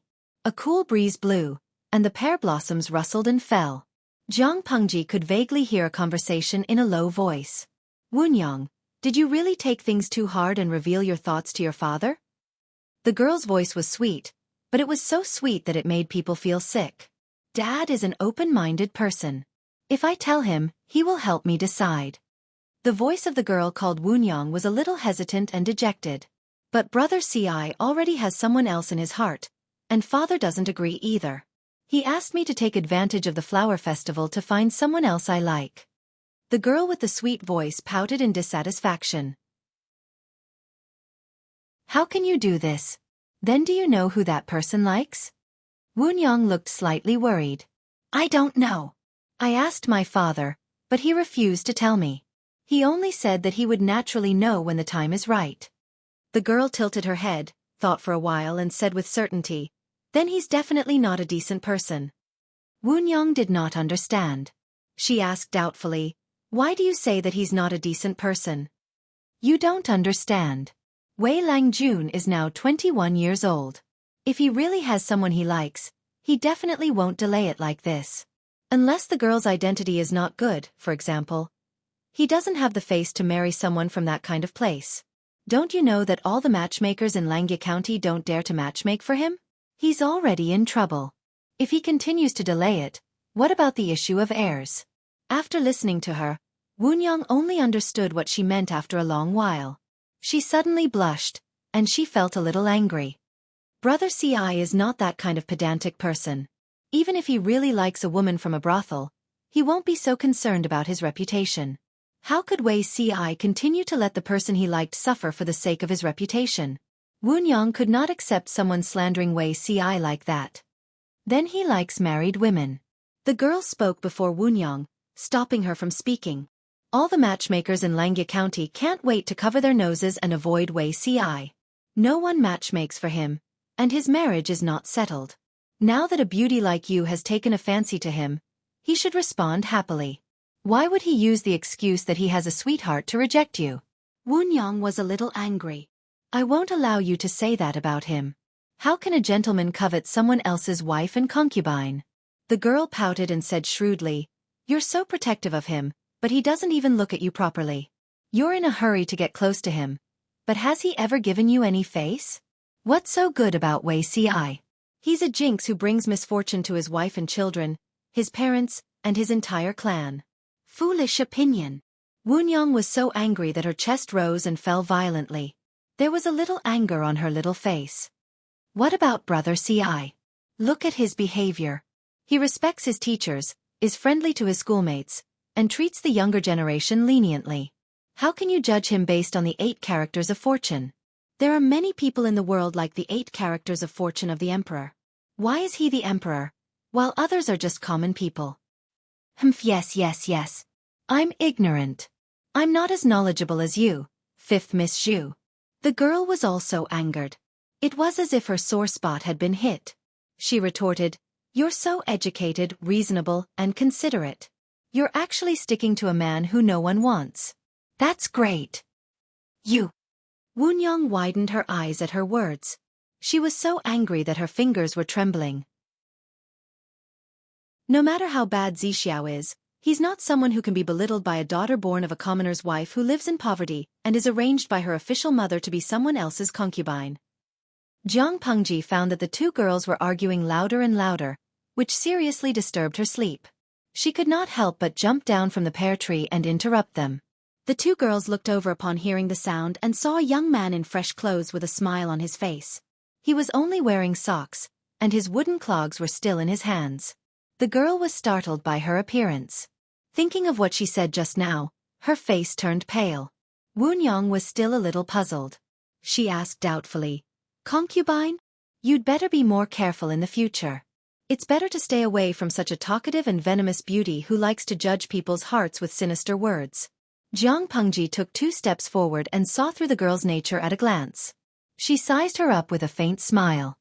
She belittles Zixiao not because she really looks down on him, but because she wants to plan for herself. Wunyang was stunned. Her official mother wants her to marry a man who is old enough to be her father. She's unwilling and wants to find a better way out for herself. Xiao is despised by others, but she doesn't have a high status and is not valued at home. How compatible are they? That's probably what she thinks. Zhang Pengji stared at the girl until her face turned pale. Her legs trembled, and her words poked at the secrets in her heart. If I hear any rumors that tarnish Xiao's and this girl's reputation later. Zhang Pengji's expression suddenly turned cold. Guess who will spread the rumors? Wu Yang was an innocent girl in the boudoir, but she had an open-minded father. She was also knowledgeable, but she did not stick to the inner courtyard. Chapter 324. You have to be careful when making friends. At least this kind of friend isn't worth making. Zhang Pengji pointed at the girl and said, if you know what's good for you, leave. I don't like to make things difficult for a 15 or 16-year-old girl. It makes it seem like I'm a bad person. The girl bit her lower lip and tried hard to resist the urge to tremble. She turned around and ran away with her face covered. Wu Yang was confused from the beginning to the end. Little girl, you should be more cautious. Not everyone is worth befriending, and not every topic can be confided in. Zhang Pengji glanced at Wu Yang's attire and frowned. Are you Zhu Wunyang from Master Yuanjing's family? She had long heard that Master Yuanjing had a precious old daughter, but Zhang Pengji had never seen her. How did you know? I've seen the hairpin on your head at Master's place. You're also called Wunyang. I think you must be Master's precious daughter. Wunyang subconsciously raised her hand and stroked the hairpin that was inserted into her hair bun. Her pale face was a little flushed. Are you my father's student? Zhang Pengji nodded and conveniently put down the wooden clogs in her hands. She wore them on her feet with a calm expression. But I've never seen you. There are so many students in Langi Academy, and not all of them are personally taught by Master. It's normal that you haven't seen him before. It was called an academy, but it was very different from the school that Zhang Pengji knew. Rather than calling it an academy, it was more like a library for part-time teaching. Most of the students came with questions to discuss with others. If they could not find any answers, they would look for Master Yuanjing to solve their doubts. Most of the time, they would be studying on their own or having fun. They would only be present when Master Yuanjing was teaching. Of course, the younger students had their own teachers in charge of teaching them how to read and write. Zhang Pengji didn't belong to the group of initiators, so naturally, she wouldn't stay in the academy for long. It was normal that they hadn't met before. Oh, Wunyang replied and lowered her head. When he thought about how his conversation with the young girl had been overheard by this person, he felt extremely uncomfortable. Can I ask a question? Zhang Pengji furrowed her brows. Why is Xiao being vilified by others? Based on the conversation between the two girls, she could more or less guess what was going on, but there were still some things she didn't understand. It was too ignorant and arbitrary to judge that Wei Ci was not good just based on his horoscope. Wu Yang looked hesitant. She initially thought that Zhang Pengji deliberately pretended not to know to get information from her. But upon taking a closer look, she realized that Zhang Pengji really did not know. Actually, you can't blame Brother Ci for this. Wu Yang pursed her lips, feeling sorry for Wei Ci. Because Brother Ci was born at the wrong time, and he lost his mother when he was born, he was almost strangled to death when he was born. In the end, he was lucky enough to survive, but he was not well received. Zhang Pengji raised her eyebrows. That's it? How could they be despised by the entire Langia County just because of this? Although the girl who ran away was talkative and had some evil intentions, Zhang Pengji felt that she was not lying about Wei Ci's situation in Langi. This, Wu Yang stammered. She had no choice but to say, when Brother Ci was 15 years old, his father's second wife tried to arrange a marriage for him. The two families were about to match their 8 characters, but as soon as the 8 characters were taken out, the woman resolutely broke off the engagement and spread the 8 characters. Zhang Pengji was still confused. What kind of strange horoscope could cause such great power? That horoscope is famous for cursing wives, children, parents, and even the whole clan. Therefore it is feared by people. Seeing that Zhang Pengji did not understand, Wunyang had to bite the bullet and continue. Brother Ci was born on the 22nd day of the 8th lunar month in the year of Kueyo. 22 ND day of the 8th lunar month in the year of Kueyo? Jiang Pengji faintly felt that this day was a little familiar. She could not help but think deeply. She seemed to have seen it somewhere before. This time of birth. Jiang Pengji suddenly thought of the content of a piece of unofficial history and said, "Is this really his birth date and 8 characters?" Yes. Jiang Pengji suddenly understood why Wei Ci was so feared and ostracized by people. If he was born in the year of Kueyo, Wei Ci was separated from that historical figure by exactly 360 years, which was 180 years. Having been in ancient times for so many years, Jiang Pengji was quite familiar with some taboos in this era. 60 years was a cycle, and Wei Ci's date of birth coincided with that of a famous historical figure. Moreover, he was born without a mother, which seemed to confirm his fate of cursing his mother. This made people uneasy. Could it be that he was the reincarnation of that famous person? Which famous figure? The founding prime minister of the Xia dynasty, Huangfu Fengmin, was born in Langya County. He was also a famous romantic figure in the past. The ancestors of the 3 tribes of the northern borderline, the Qiangu tribe, led 500,000 cavalrymen in rattan armor and swept through half of the central plains. In the end, they were stopped by this person at the Sichuan plain. With a big fire, the sky darkened and the earth darkened. 500,000 wronged souls were buried in this plain. Not a single one survived. According to some old people on special days, the Sichuan plain would be filled with white dust, like the ashes of those cavalrymen. This was probably not considered ruthless. What was more ruthless was that this person had once made tens of thousands of captives into human flesh and dried meat for the army to use. He had resisted the most tragic battle before the founding of the Xia dynasty. He seemed to have done many things like burning cities and massacring them. It was not wrong for the enemy to hate him because he was ruthless to the enemy, but why did the descendants of the Xia dynasty also avoid and hate him so much? According to rumors, this person held the young emperor hostage and tried to replace him. In the end, he was killed by the young emperor who bore the humiliation and carried out his mission. The young emperor probably hated this person to the core, so he cut off his head and separated his corpse. He took out his heart and made it into food to be cooked and shared with many officials. When she read this part of history, Jiang Pengji was completely dumbfounded. That was not the end of it. There was another unofficial historical rumor that said that the young emperor and his confidants had conspired to summon the most accomplished Taoist priest in the country to make a soul-suppressing peachwood coffin. His headless body was placed inside the coffin, and his soul was imprisoned. They used the monstrous hatred in his heart to suppress the Xia dynasty. The unofficial history also said that before the Xia dynasty was destroyed, there was thunder and lightning and a flood. This caused the mountains to collapse, revealing the peach coffin. The peach coffin was split open by a farmer who went up the mountain to chop firewood. He released the wronged souls and ended the fate of the Xia dynasty. Wei Ci was born after the Xia dynasty was destroyed. People could not help but suspect that this person was the reincarnation of that person who came to take revenge. Unfortunately, Wei Ci's appearance became more and more handsome after he grew up. He was full of talent.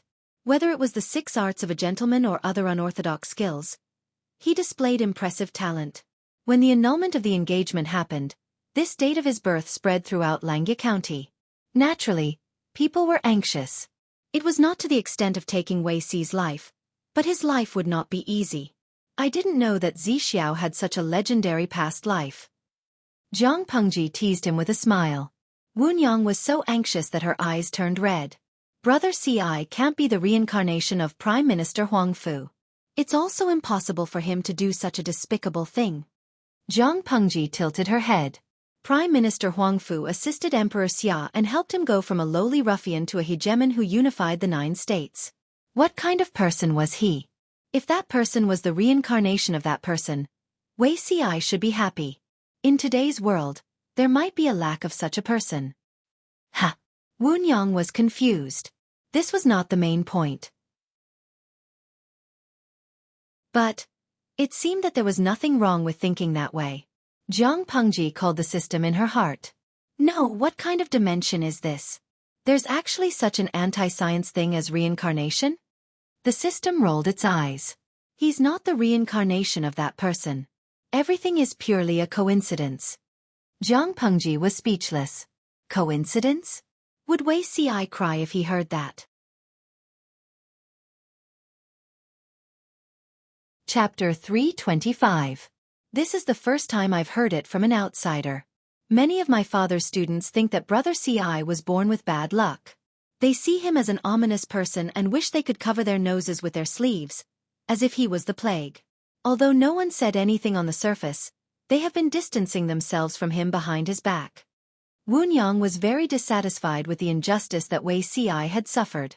She also firmly believed in her own opinion of Wei Ci. But she was small and not many people would listen to what she said. Now that she met someone who shared the same ideals as her, she could not be happier. It's just the opinion of the ignorant. Jiang Pengji pouted and said, "Countless children were born on the same day and at the same time. Do they all have the same fate? Are the children born on the 22nd day of the 8th lunar month in the year of Kueo the reincarnation of Prime Minister Huangfu? It's just that his performance was too outstanding, so he was envied by others. Those people can't compare to him, so they can only use this stain to slander him." That's right. Those people don't understand Brother Ci at all. They echo what others say and don't have their own brains. They follow the crowd all day long. Woonyang was in high spirits. She clenched her fists and nodded, looking extremely happy. Seeing that, Jiang Pengji could not help but laugh. The audience in the streaming room also expressed that the little girl was very cute.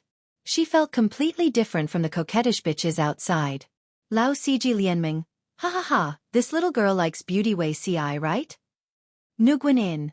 The little girl is still young. How would she know whether she likes him or not? I feel that she is more like a girl chasing after a celebrity. Beauty Wei Ci is her idol, so she does not allow outsiders to maliciously slander her idol. She swears to defend his reputation." Remote control you dropped. Please, in ancient times, there were many girls who got married at the age of 12 or 13. How is he young?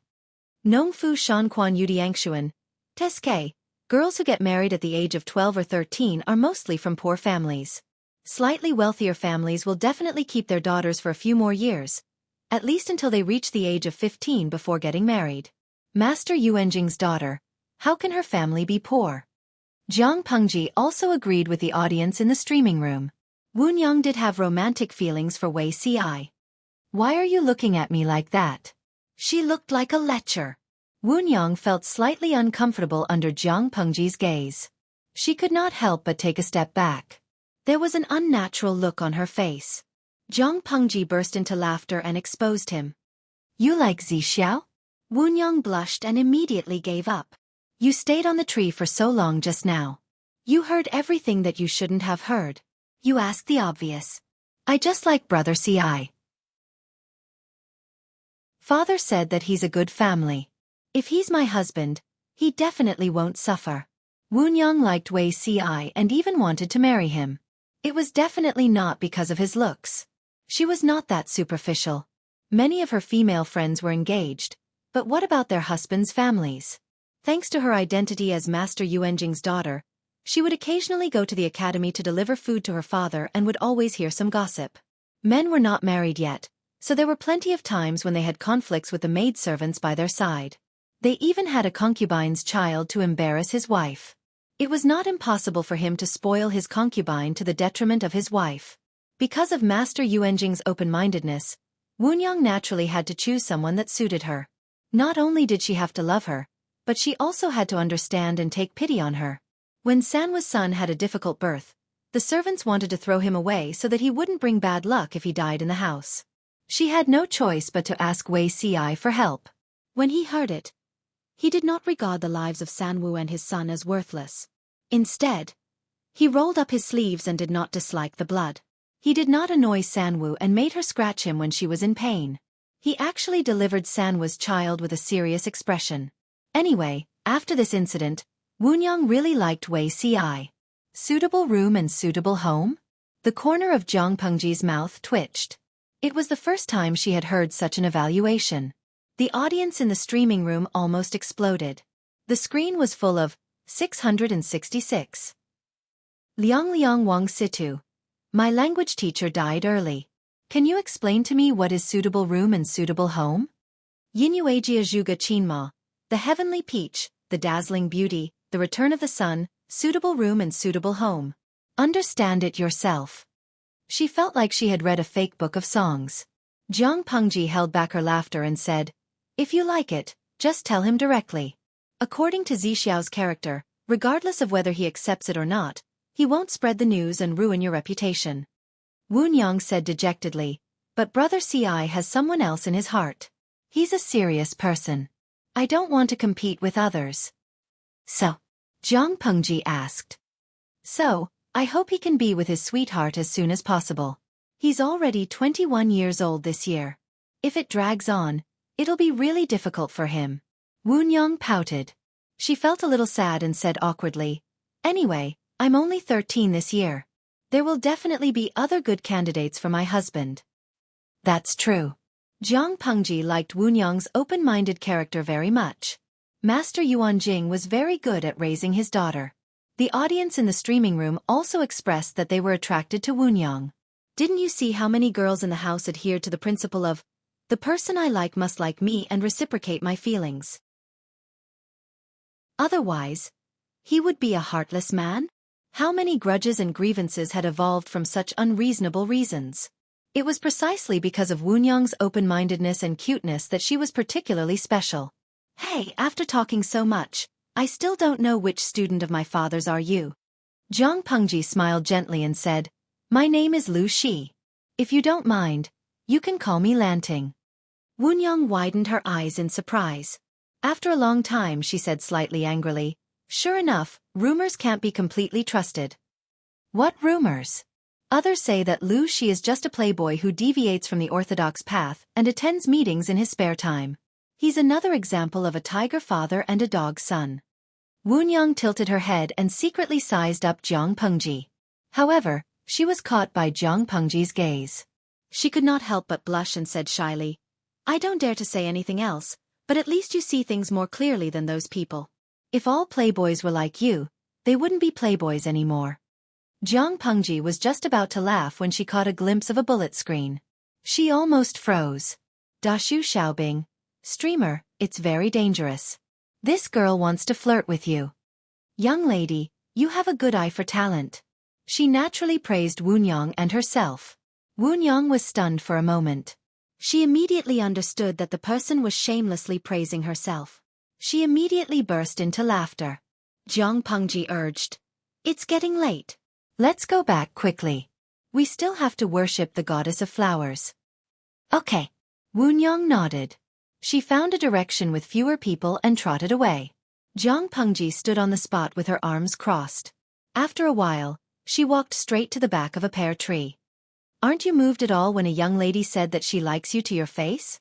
Behind the tree, Wei Ci felt that his heart was about to stop beating. He was so scared that he dodged backward. The back of his head hit the trunk of the tree. It seems that you really have someone in your heart. That's why you have the heart to reject the young lady's kind intentions? Wei Ci's expression was unprecedentedly serious. He pursed his thin lips tightly and looked at Zhang Pengji sharply.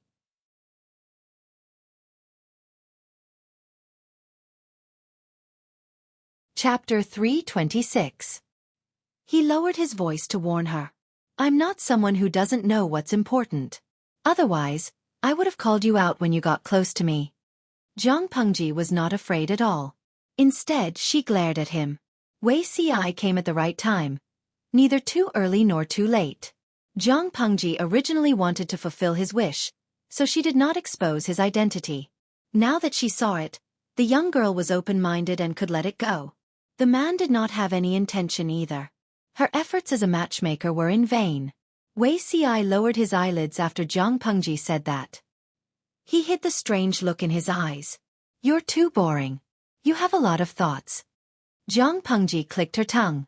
She rested her hands on the back of her head. Her wide sleeve slid down her arms, revealing two fair, slender arms. Her wrists were slender and beautiful. Wei Ci averted his gaze awkwardly, not daring to continue looking at her. Zhang Pengji did not miss his reaction. She smiled and deliberately got closer to him. She whispered, Fortunately, I'm a sensible person. Fortunately, I'm a sensible person. If I were a little slow-witted, I might think that you're a homosexual. Wei Ci's face darkened. What do you mean? How can a normal man blush when he looks at another man's arm? He even pretends to avert his gaze. Others won't suspect anything wrong with the latter. They'll only think that the former has unusual feelings for the latter. That's why men in this era would not say anything even if they were shirtless, not to mention showing their arms. Wei Xi's face darkened even more after hearing that. He secretly clenched his fists in his sleeves. Zhang Pengji saw that he did not leave but stayed where he was. She could not help but be curious.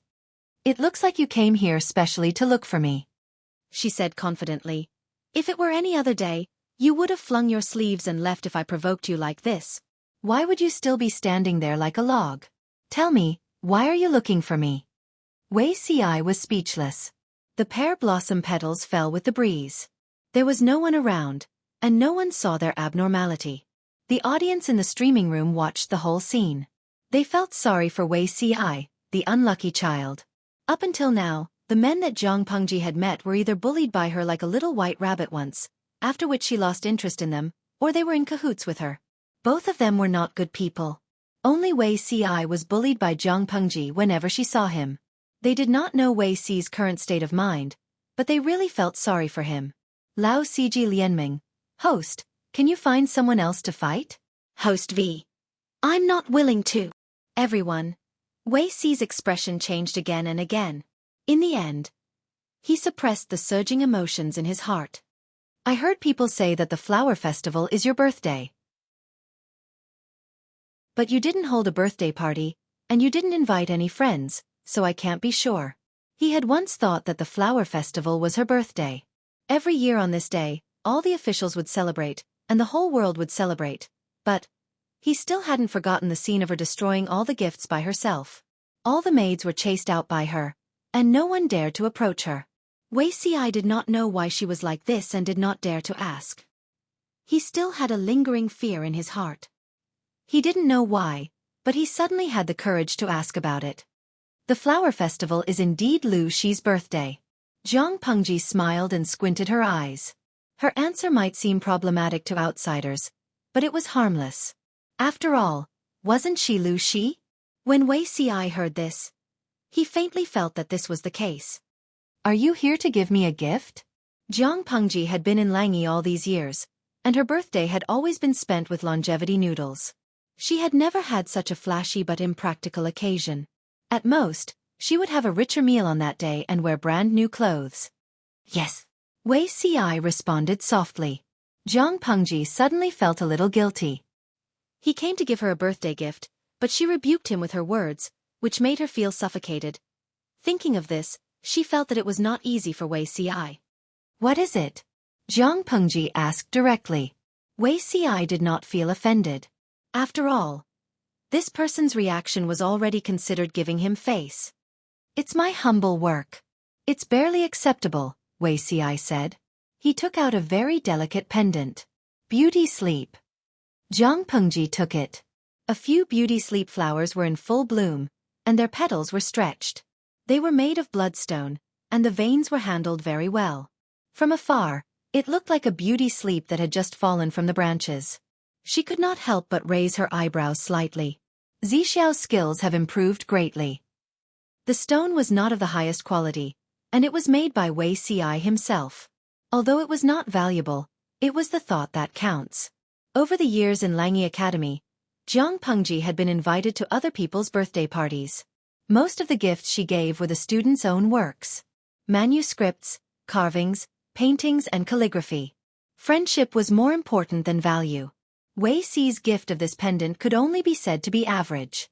But Zhang Pengji secretly glanced at the bullet screen. Sure enough, there was a bunch of people ridiculing Wei Xi. Bing Tang Lemon. Invisible pretense is the deadliest. What do you mean by clumsy work, barely acceptable? Muyi, I've been learning carving for a few years, but I can only hug myself and cry. Zhang Pengji felt better. Host V. It's okay, I'll help you. In an instant, the bullet screen that ridiculed Wei Xi turned into heartache. He was rebuked before he gave the gift, and now he was rebuked after he gave the gift. How pitiful. Thank you. In another place, Wu Yang was in a good mood. She worshipped the flower god and prayed for her family as usual.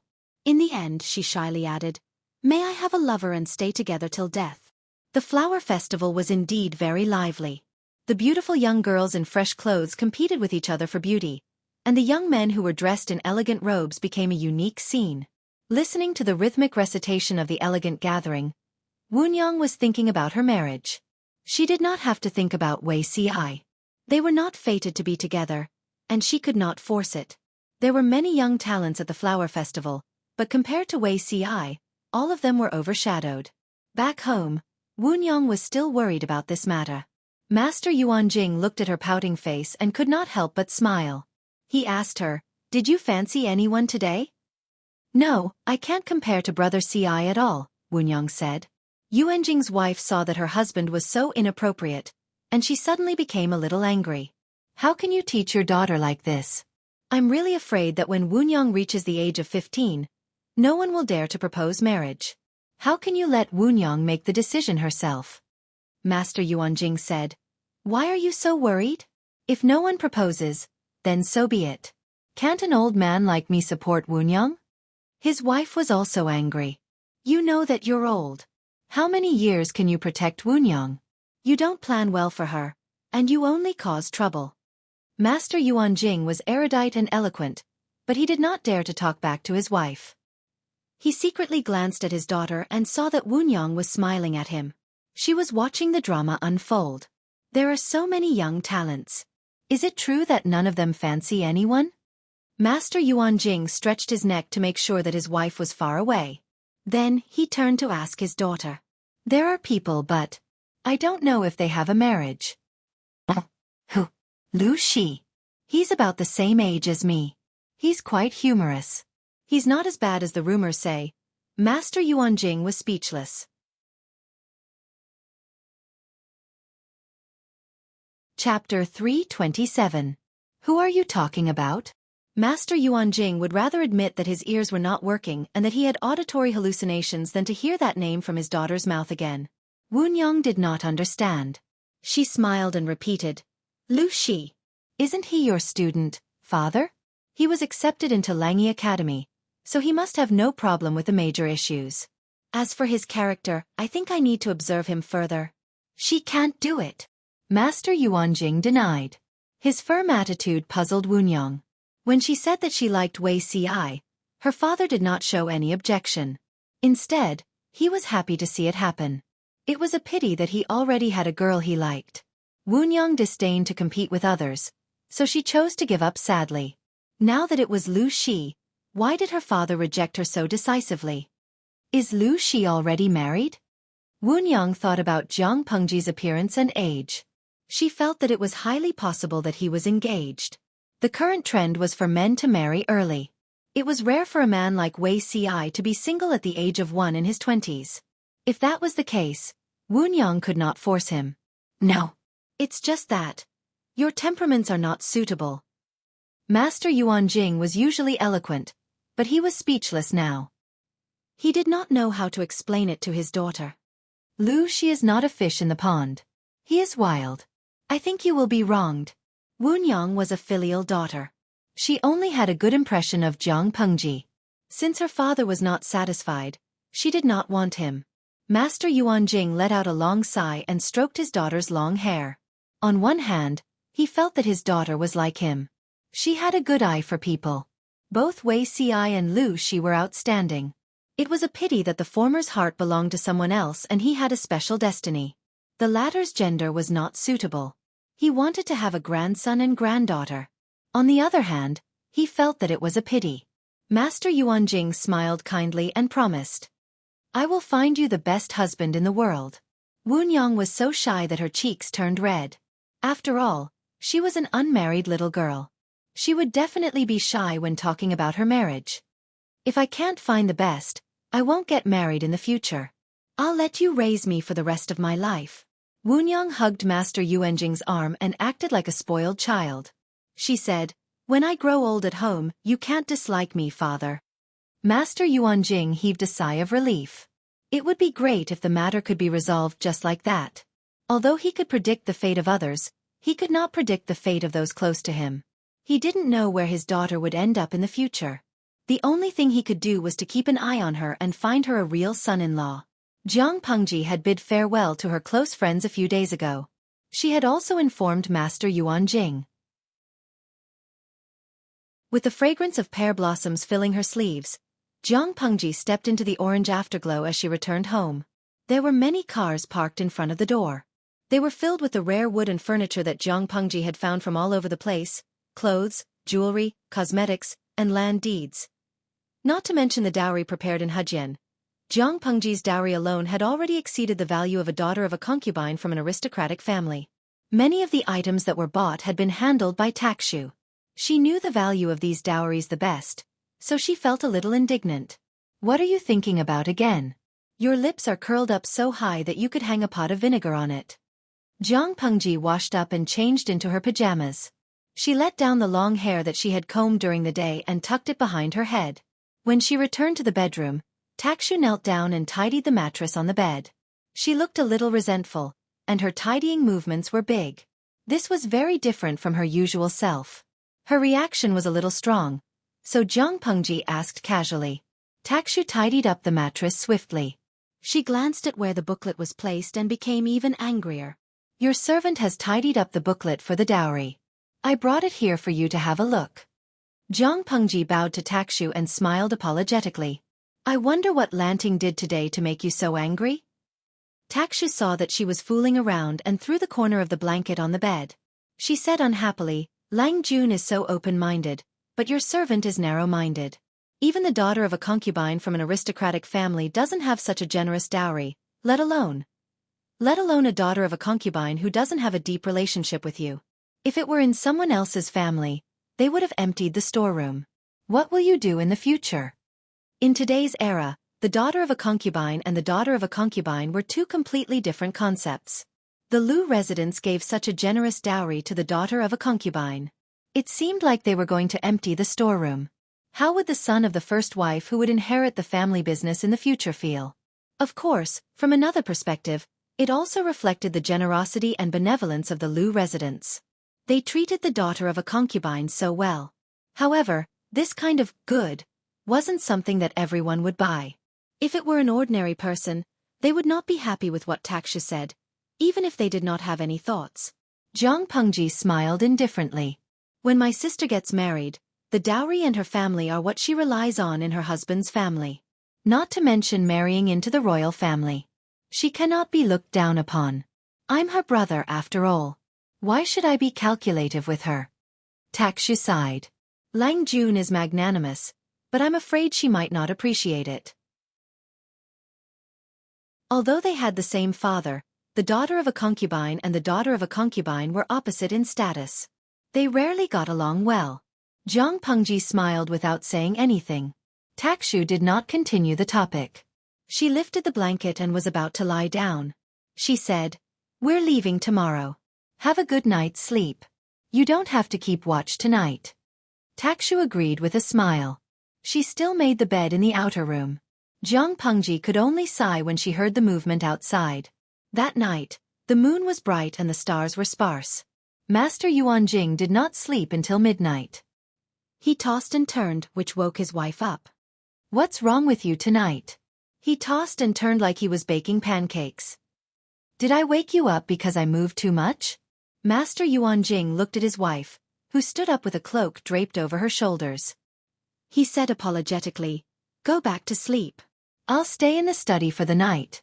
I'm restless tonight." "I can't sleep. You think too much." His wife went back to sleep and mumbled vaguely. Master Yuan Jing lifted the blanket carefully, put on the cloak, and left the bedroom quietly. The moon was bright outside.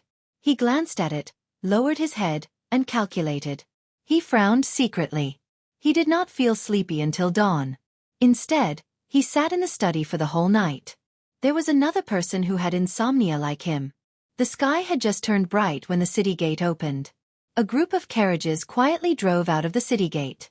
Jiang Pengji rode white and walked in front of the group. Behind her were more than 20 carriages filled with all kinds of dowry items.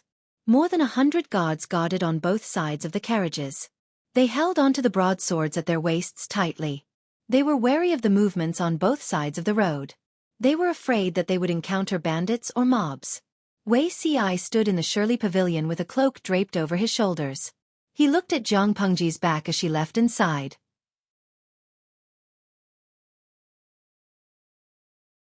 Chapter 328. Langyi County was not far from Hejin County.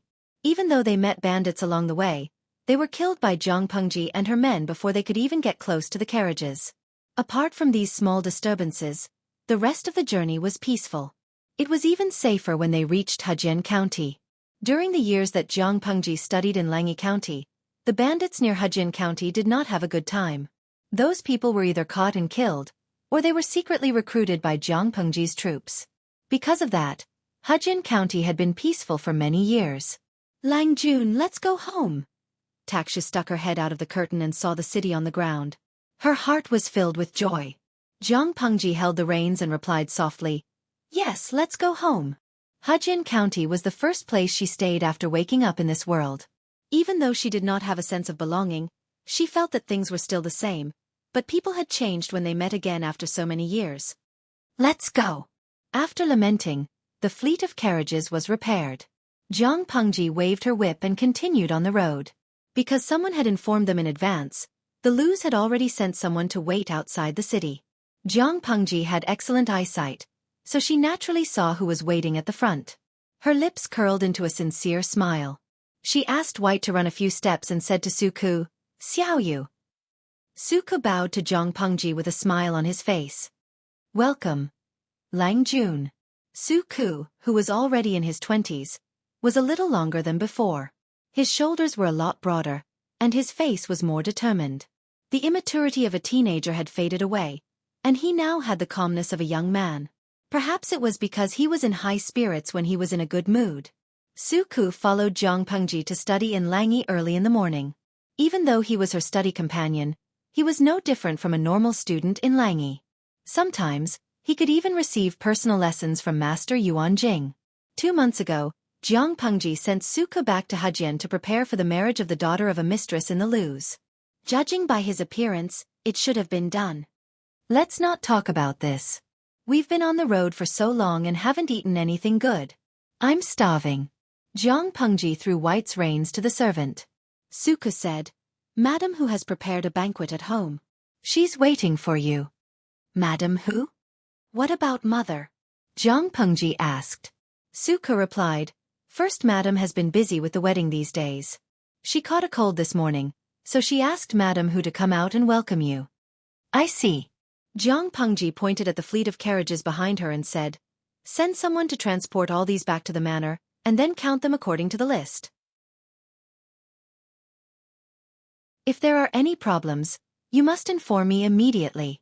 I'm so tired, I'm going back to the mansion to change my clothes." The pace of life in the ancient times was quite slow.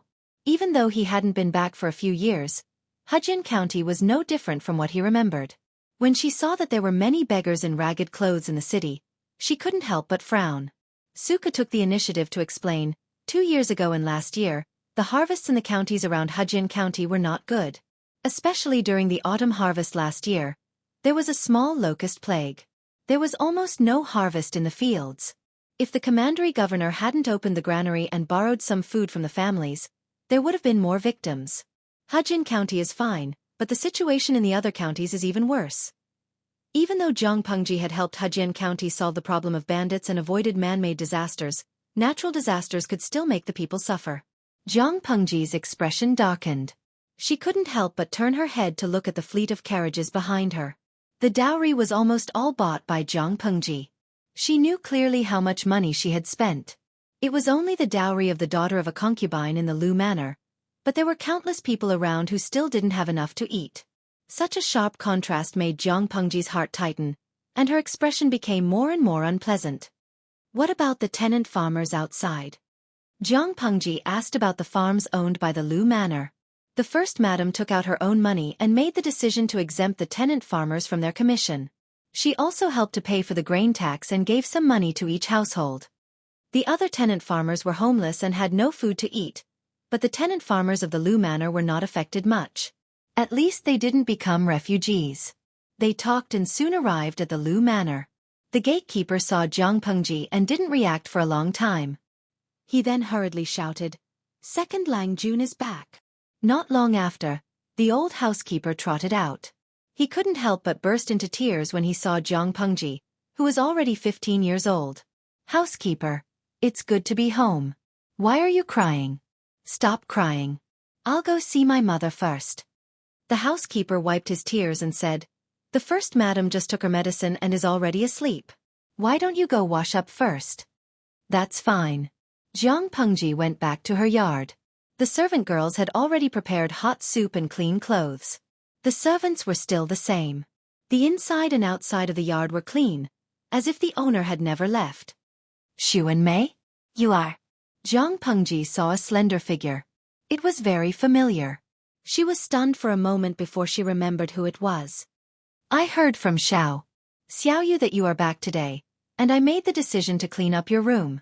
Xueqi's face was blushing. Even without makeup, she still had a stunning beauty. She looked softer and more mature than before. Please forgive me, Lang Jun. Hearing that, Jiang Pengji turned to look at Xueqi. She clicked her tongue and said, so the good news is coming. Xueqi felt a little uncomfortable, so Sunmei helped him out. I wanted to tell you about this when Lang Jun was free. There's no need to avoid this. He has been delaying you for so many years without giving you a response. Now that he finally relents, of course, we have to get it done quickly. Jiang Pengji teased her. Xueqi blushed. She folded her sleeves and left the room for the two of them. Seeing that Xueqi left, Jiang Pengji asked, have you decided? Xueqi knew what she was referring to. He nodded and said, yes. Then don't let her down. Xueqi is a good girl. To be honest, Jiang Pengji didn't have high hopes for Xueqi and Xueqi. The latter was a swan. Sooner or later, he would spread his wings and soar. Compared to him, Xueqi was just an ordinary girl. It was hard to imagine if Xueqi would treat Xueqi the same way when he became successful in the future. In Jiang Pengji's opinion, with Xueqi's qualifications, she would be happier if she chose a stable and ordinary man. However, that was just her guess. What would happen in the future would depend on the two of them. Xueqi could hear the warning in Jiang Pengji's words. He couldn't help but say solemnly, I won't let her down. Jiang Pengji patted his shoulder. Remember what you said. Xueqi said, of course I will. Have a seat. I want to know about the changes in Hejian County these years. What's the situation with the troops now? Jiang Pengji stayed in Langyi County. She would receive news every once in a while, but because of the inconvenience of communication, the information was simplified and not detailed at all. Now that she finally came back, she naturally wanted to know more about it. Speaking of business, Xueqi sat up straight and started to organize his thoughts.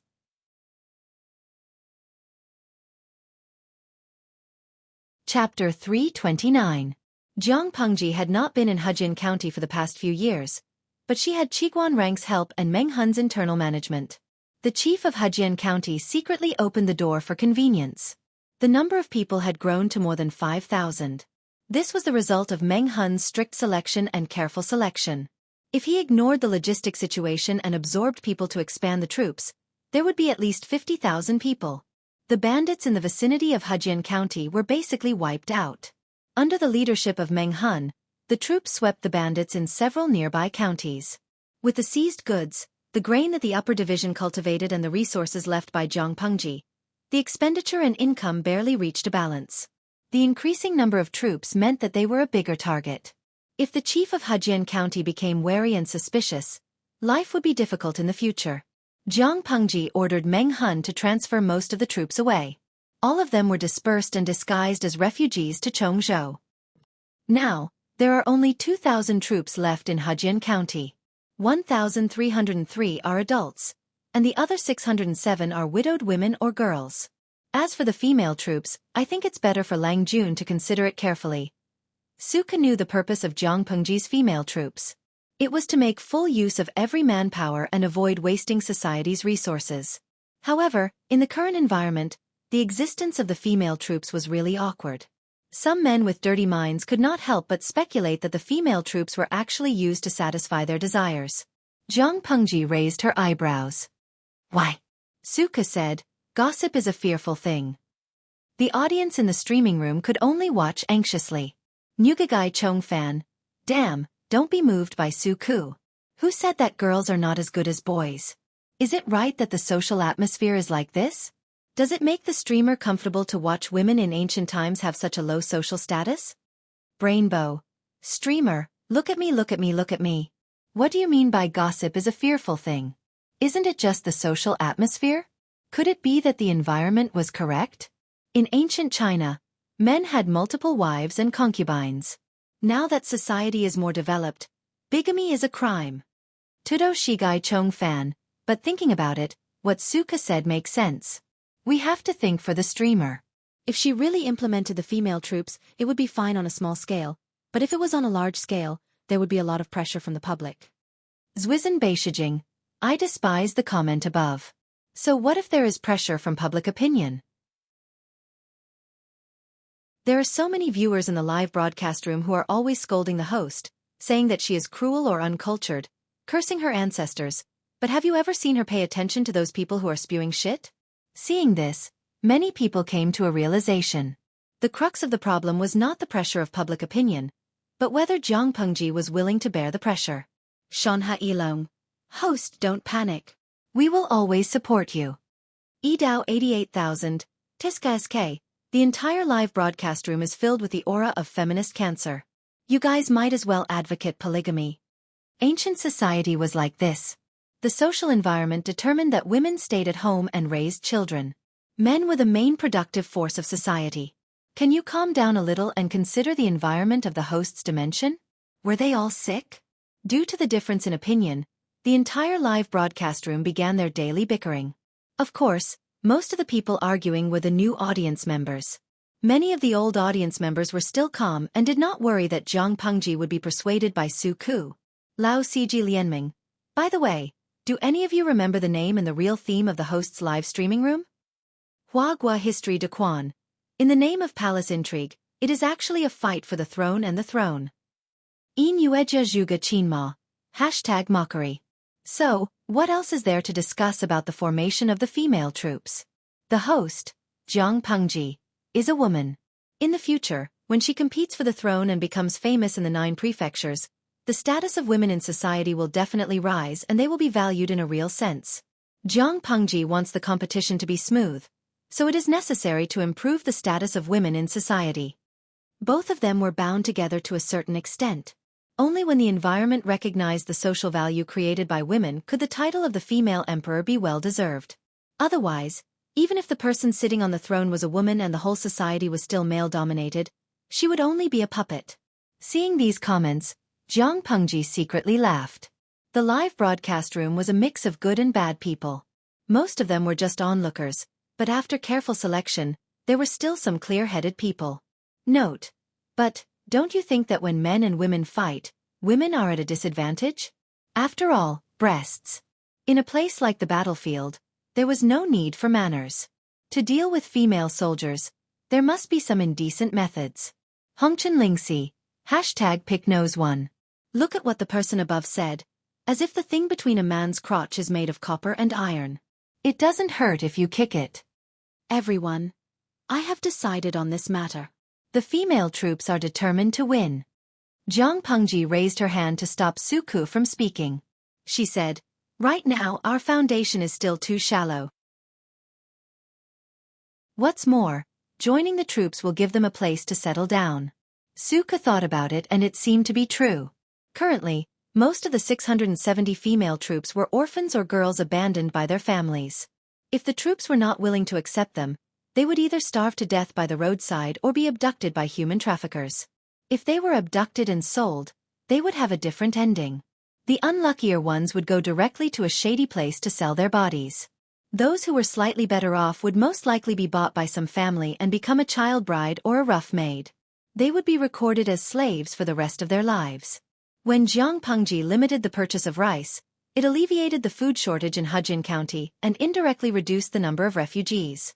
However, the natural disasters and food shortage in the next few years still produced a large number of homeless refugees. Under the premise that the whole family fled, the probability of girls being abandoned or sold was greatly increased. This was the origin of the current female troops. Why? Due to filial piety, the people could not abandon their parents.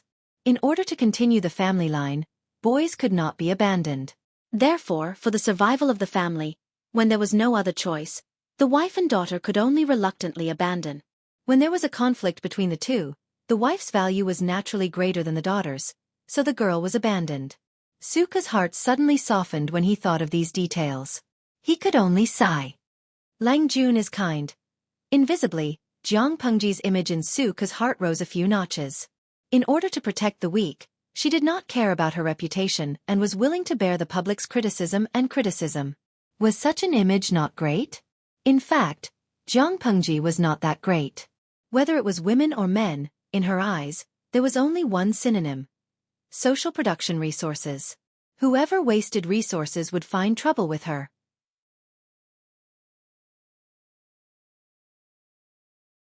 Chapter 330. Xueqi calmed himself down and moved the arrogant Jiang Pengji aside. He continued to report the situation. According to Long Juan's instructions, the female troops were handed over to Maiden Jiang. So when I returned to Hejian County, I first went to find her to understand the situation. The Maiden Jiang that Xueqi mentioned was Jiang Nongqin. Xueqi kept his distance from Jiang Nongqin. She was a woman that no one could provoke. He came to Hejian from Langyi a few months ago. He wanted to find Jiang Nongqin to understand the situation of the troops. She was training the female troops. Her sparring partner was a tall and strong young man. He watched helplessly as she pinned him down and beat him up. It was really a beating. The young man was very big. The muscles on his arms were bulging. He looked very intimidating. However, his reaction was not as fast as Jiang Nongqin. He did not manage to grab the corner of her clothes. Instead, she grabbed his hair and pinned him to the ground. She pressed the sleeve knife against his neck. From the beginning to the end, it was rough and clean. It was too scary. This kind of woman. Nongqin is very hard-working. Jiang Pengji had not seen Jiang Nongqin for a few years, but it did not mean that she had forgotten her. She would occasionally send her training lists, illustrated training plans, fighting tips, and some insights. Nongqin trained diligently every day. She would read and learn to read when she was free. Recently, she could even write letters to her and ask some simple questions. Jiang Pengji had always admired people who were willing to work hard to change the situation. Xueqi nodded in agreement. He had seen Jiang Nongqin's initial appearance. That was why he was surprised to see her change a few years later. Under Nongqin's management, the female troops had a vague scale. However, the average age of the adopted girls was too young. They could only carry out very basic training and help with some trivial matters. Those who were old enough and too weak would cry with just a little training. Nongqin could not be bothered to be gentle with such people. Jiang Pengji smiled. How did she deal with it?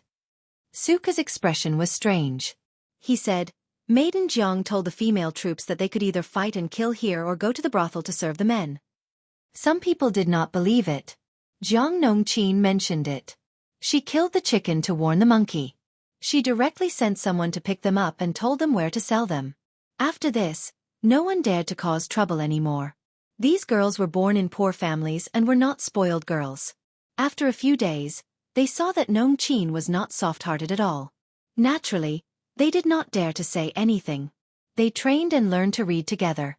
Gradually, they realized that Nongqin was not trying to harm them, so they gradually became loyal to her.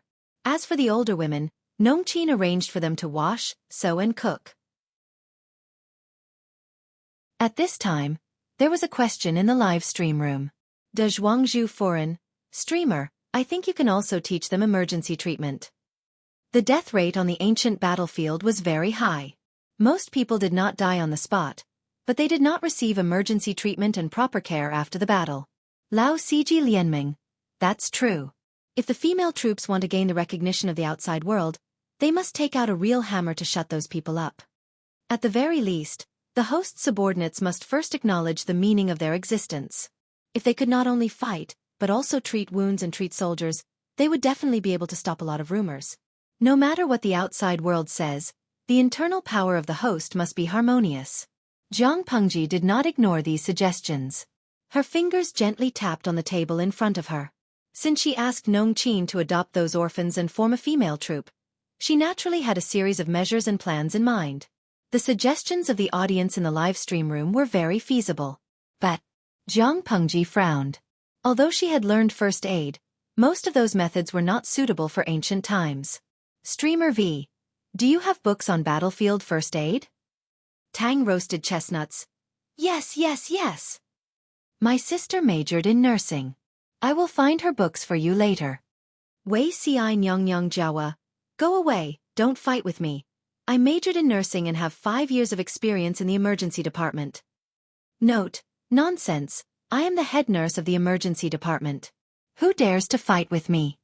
In the past few years, Jiang Pengji spent most of her energy on learning, but she did not relax her suppression and testing of the system. After her efforts and the gradual defeat of the system, the level of the live stream room was upgraded to level 4, and the upper limit of viewers increased to 150,000. 150,000 viewers. Even if they were all onlookers, there was no lack of talents from all walks of life. Jiang Pengji asked for some nursing knowledge. Naturally, the number of viewers who responded was like a school of carps crossing the river. She listened attentively to Xueqi's summary report and sorted out the general information in her mind. Is there any news from Chongzhou? Jiang Pengji muttered to herself for a while and asked about news from Chongzhou. Back then, she urged Lu Shi to become the magistrate of Chongzhou because she had her eyes on that place. Because the 3 tribes of the northern borderline were eyeing it covetously, Dongqing had transferred a batch of soldiers away to support Nanxing. Lu Shi had a legitimate reason to recruit troops and buy horses. He called it protecting the border. Even if the emperor of Dongqing and the northern borderline were in love, he could not reject his reason. Master sent news a few days ago that everything is fine. Yes, father is in Chongzhou, so I am not very worried. Jiang Pengji knew how rich the second branch of the Lu family was. They could build at least an army of 20,000 in Chongzhou. Coupled with her meticulously trained troops, it was not too shabby. Xueqi looked down. He could vaguely guess Jiang Pengji's intentions. According to Xueqi's understanding, now that all the princes have come of age, the situation of the fight for the throne is getting more and more serious. The relatives and the eunuchs have temporarily joined hands, stirring up the entire imperial court. Prince Changshu is full of ambition. I'm afraid he will make a big move next. Why don't you? Jiang Pengji shook her head. We can't. If we do that, it will benefit the north borderline that has been coveting it for a long time. She understood what Xueqi meant. He wanted to take advantage of the chaos in the court and Dongqing's people's misery to gain the upper hand and gather troops to occupy a piece of land. Of course, the bird that sticks out gets shot first. Naturally, she had to wait for the other forces to be unable to hold back and attract the firepower first.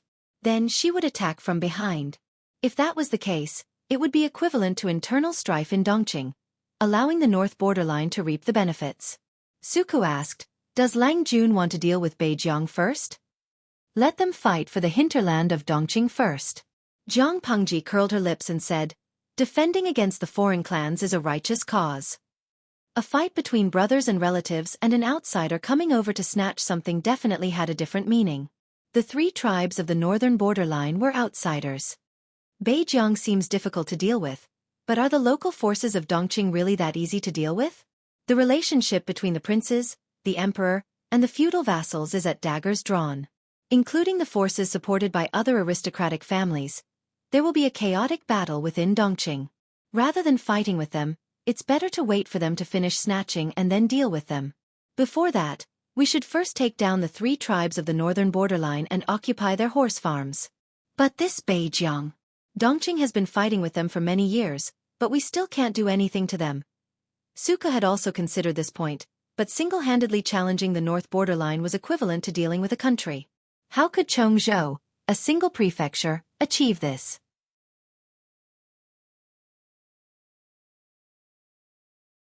Chapter 331. As the saying goes, know yourself and know your enemy, and you will never be defeated. The factor that determined the outcome of a war was not only the military strength of the 2 parties, but also the battle of information between the 2 parties. Why were strategists so highly regarded in ancient times? That was the key. Those who were good at strategizing could accurately predict the enemy's mind, grasp the initiative, and determine victory from 1,000 miles away, even with scant information. In Jiang Pengji's opinion, these people not only had abnormally intelligent brains, but their analysis and deduction of the surrounding situation were also impressive. Others had only just seen the beginning, but their brains had already deduced the ending. That was the difference between ordinary people and strategists. But what if there was detailed, accurate, and real-time information? Even ordinary people could see some clues, and strategists were like tigers that had grown wings. Therefore, if Jiang Pengji wanted to use Chongzhou as a foundation and then plot to conquer the northern borderline, she had to understand all aspects of the northern borderline in detail. I will personally write a letter to my father and ask him to send people to collect information about the northern borderline in advance. Jiang Pengji said, the royal family of the northern borderline and Dongqing have been united by marriage for almost 3 years. It's long past the honeymoon period. Next, it's time to reveal the true intentions. The princess of the northern borderline, Anyina, married into the royal family of Dongqing. She did not have any good intentions. Jiang Pengji was a witness to how she fooled around with the fourth prince, Wu Ma-jun, under the rockery before marriage. If she sincerely wanted to unite by marriage and ease the relationship between the two countries, would she have cheated on her future brother-in-law? She married the second prince and became his princess consort. She had stirred up a lot of trouble over the years. It was a pity that the residence of the Count of Zhenbei became the biggest cannon fodder. Princess Anyina was indeed the pearl of the 3 tribes of the northern borderline. She was quite intelligent. After becoming the daughter-in-law of the royal family, she quickly grasped the position of the second prince, whose mother's family did not have a high status. She coaxed him into submission and turned him into her mouthpiece in the Dongqing court. When Nanxing borrowed troops from Dongqing to repel the enemy, the second prince followed Princess Anyina's plan and recommended the residence of the Count of Zhenbei. Their reasons were also very legitimate and even irrefutable. The descendants of the Count of Zhenbei were good at war, and the old duke was a general who had never lost a battle. If they sent the elite troops of the Count of Zhenbei to help Nanxing repel the enemy, not only could it show Dongqing's sincerity towards Nanxing, but it could also promote the might of Dongqing in front of other countries. There was nothing wrong with recommending the residence of the Count of Zhenbei. The problem was that the person who prepared the supplies was the second prince, and the military supervisor was a eunuch who had a deep grudge against the Count of Zhenbei. The soldiers were fighting at the front lines, but the rations at the rear could not be supplied. The reinforcements who were supposed to cooperate with the operation were always late, the injured soldiers did not receive the care they deserved, and there was often a shortage of rations and horses. The elites of the residents of Northern Marquis were tormented by such a sinister little trick, causing them to be extremely exhausted. In the last battle, the military intelligence was delayed, and 7 or 8 out of 10 elites were lost. The Count of Zhenbei, who had suffered a great loss, was not only reprimanded, but also demoted and stripped of the commander's seal. Without the elite troops to rely on, and the commander's seal that even the officials were afraid of was taken away, the current residence of the Count of Zhenbei was already at the edge of a cliff, in imminent danger. Although it would fall at any time, it would be smashed to pieces.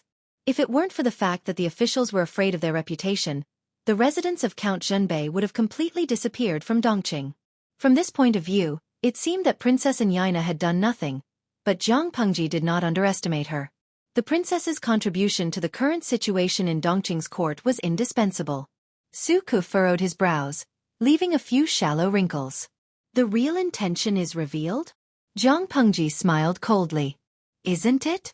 Most of the elites of the Count of Zhenbei have died in the battlefield of Nanxing, which is equivalent to cutting off 30 to 40% of Dongqing's military strength. The remaining military strength is concentrated in the hands of the officials, the Meng family of Zhangzhou, and Prince Changshou. The 3 of them are not of one mind. Lang Jun is right. Lao Ai has misunderstood. Xueqi sighed and raised his hand to rub his forehead. He followed Jiang Pengji's train of thought and analyzed. There are many internal conflicts in Dongqing. If there is a scuffle, the 3 tribes of the northern borderline can reap the benefits. At the same time, there is the threat from the south. Back then, the 4 countries rushed to Nanqing's aid. The 4 factions of Nanman took the opportunity to negotiate for peace and won 2 to 3 years of recuperation. Now that they have recovered, Nanxing ceded land to seek peace and lost a large piece of land. They have yet to catch their breath. How can they withstand the strong invasion of the 4 factions of Nanman? The 4 factions of Nanman had enough recuperation. Now that they had a strong army and strong horses, Nanxing was still struggling at death's door. The destruction of the country was close at hand. If Nanxing fell, Dongqing would definitely face a pincer attack from the 3 tribes of the northern borderline and the 4 factions of Nanman. There were many external threats and endless internal troubles. With such a situation, anyone could imagine that Dongqing would be the next Nanxing. It was a dead end with almost no solution, but Jiang Pengji wanted to find a way out of it. "This is our chance, Xiaoyu," Jiang Pengji said calmly. "Success or failure depends on this." Who said that the 3 tribes of the northern borderline would reap the benefits in the end? To open up the situation, the only way was to destroy the 3 tribes of the northern borderline. This was the only way out. It had to be said that this idea was extremely bold, but since Jiang Pengji said it, she naturally had the confidence to accomplish it. The hinterland of Dongqing was mostly flat and suitable for cavalry battles. Overall, it was easy to attack and hard to defend. The 3 tribes of the northern borderline had many horse farms and cavalry. Once Chongzhou fell, the cavalry of the 3 tribes of the northern borderline would rush into Dongqing. Based on the current situation, Dongqing would have almost no power to resist. If Jiang Pengji wanted to conquer the world, the 3 tribes of the northern borderline would be the best springboard. Conquer the northern borderline, destroy Dongqing, resist Nanman, and even destroy Nanman, then contend with the other 3 countries. To achieve this goal, she still needed an extremely important chess piece. This chess piece must have the ability to help her restrain the nail that the 3 tribes of the northern borderline had planted in Dongqing. Princess Yaina. Everything is ready. The only thing left is the wedding of the 4th Prince Wu Ma-jun. Jiang Pengji smiled mysteriously, but Xueqi did not understand. What did this have to do with the wedding of the 4th Prince, Wu Ma-jun? Just as he was about to speak, Jiang Pengji's eyes turned cold, causing him to subconsciously swallow the words in his throat. After a while, footsteps were heard from outside. "Lang Jun, everything is ready." Taksha's gentle voice came from outside the door. Xueqi silently raised his eyebrows at Jiang Pengji and gave her a look. His Lang Jun was really amazing. The footsteps were so far away, but she could actually hear them. "Yes, I'm tired.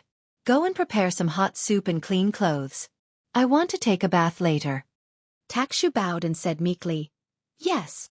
Jiang Pengji's eyes darkened. She stood up and took a box from the shelf in the study. "Let's stop here. Next, it's time for private matters." Jiang Pengji pushed the box in front of Xueqi and gestured for him to open it. Xueqi opened it according to her instructions. There was no gold, silver, or jewelry in it. There was nothing valuable either. There were only 2 dark yellow bamboo slips. You're tuning in to the Xueqi's Martial Arts Saga YouTube channel. Don't forget to subscribe and join us on this journey to catch the most captivating stories.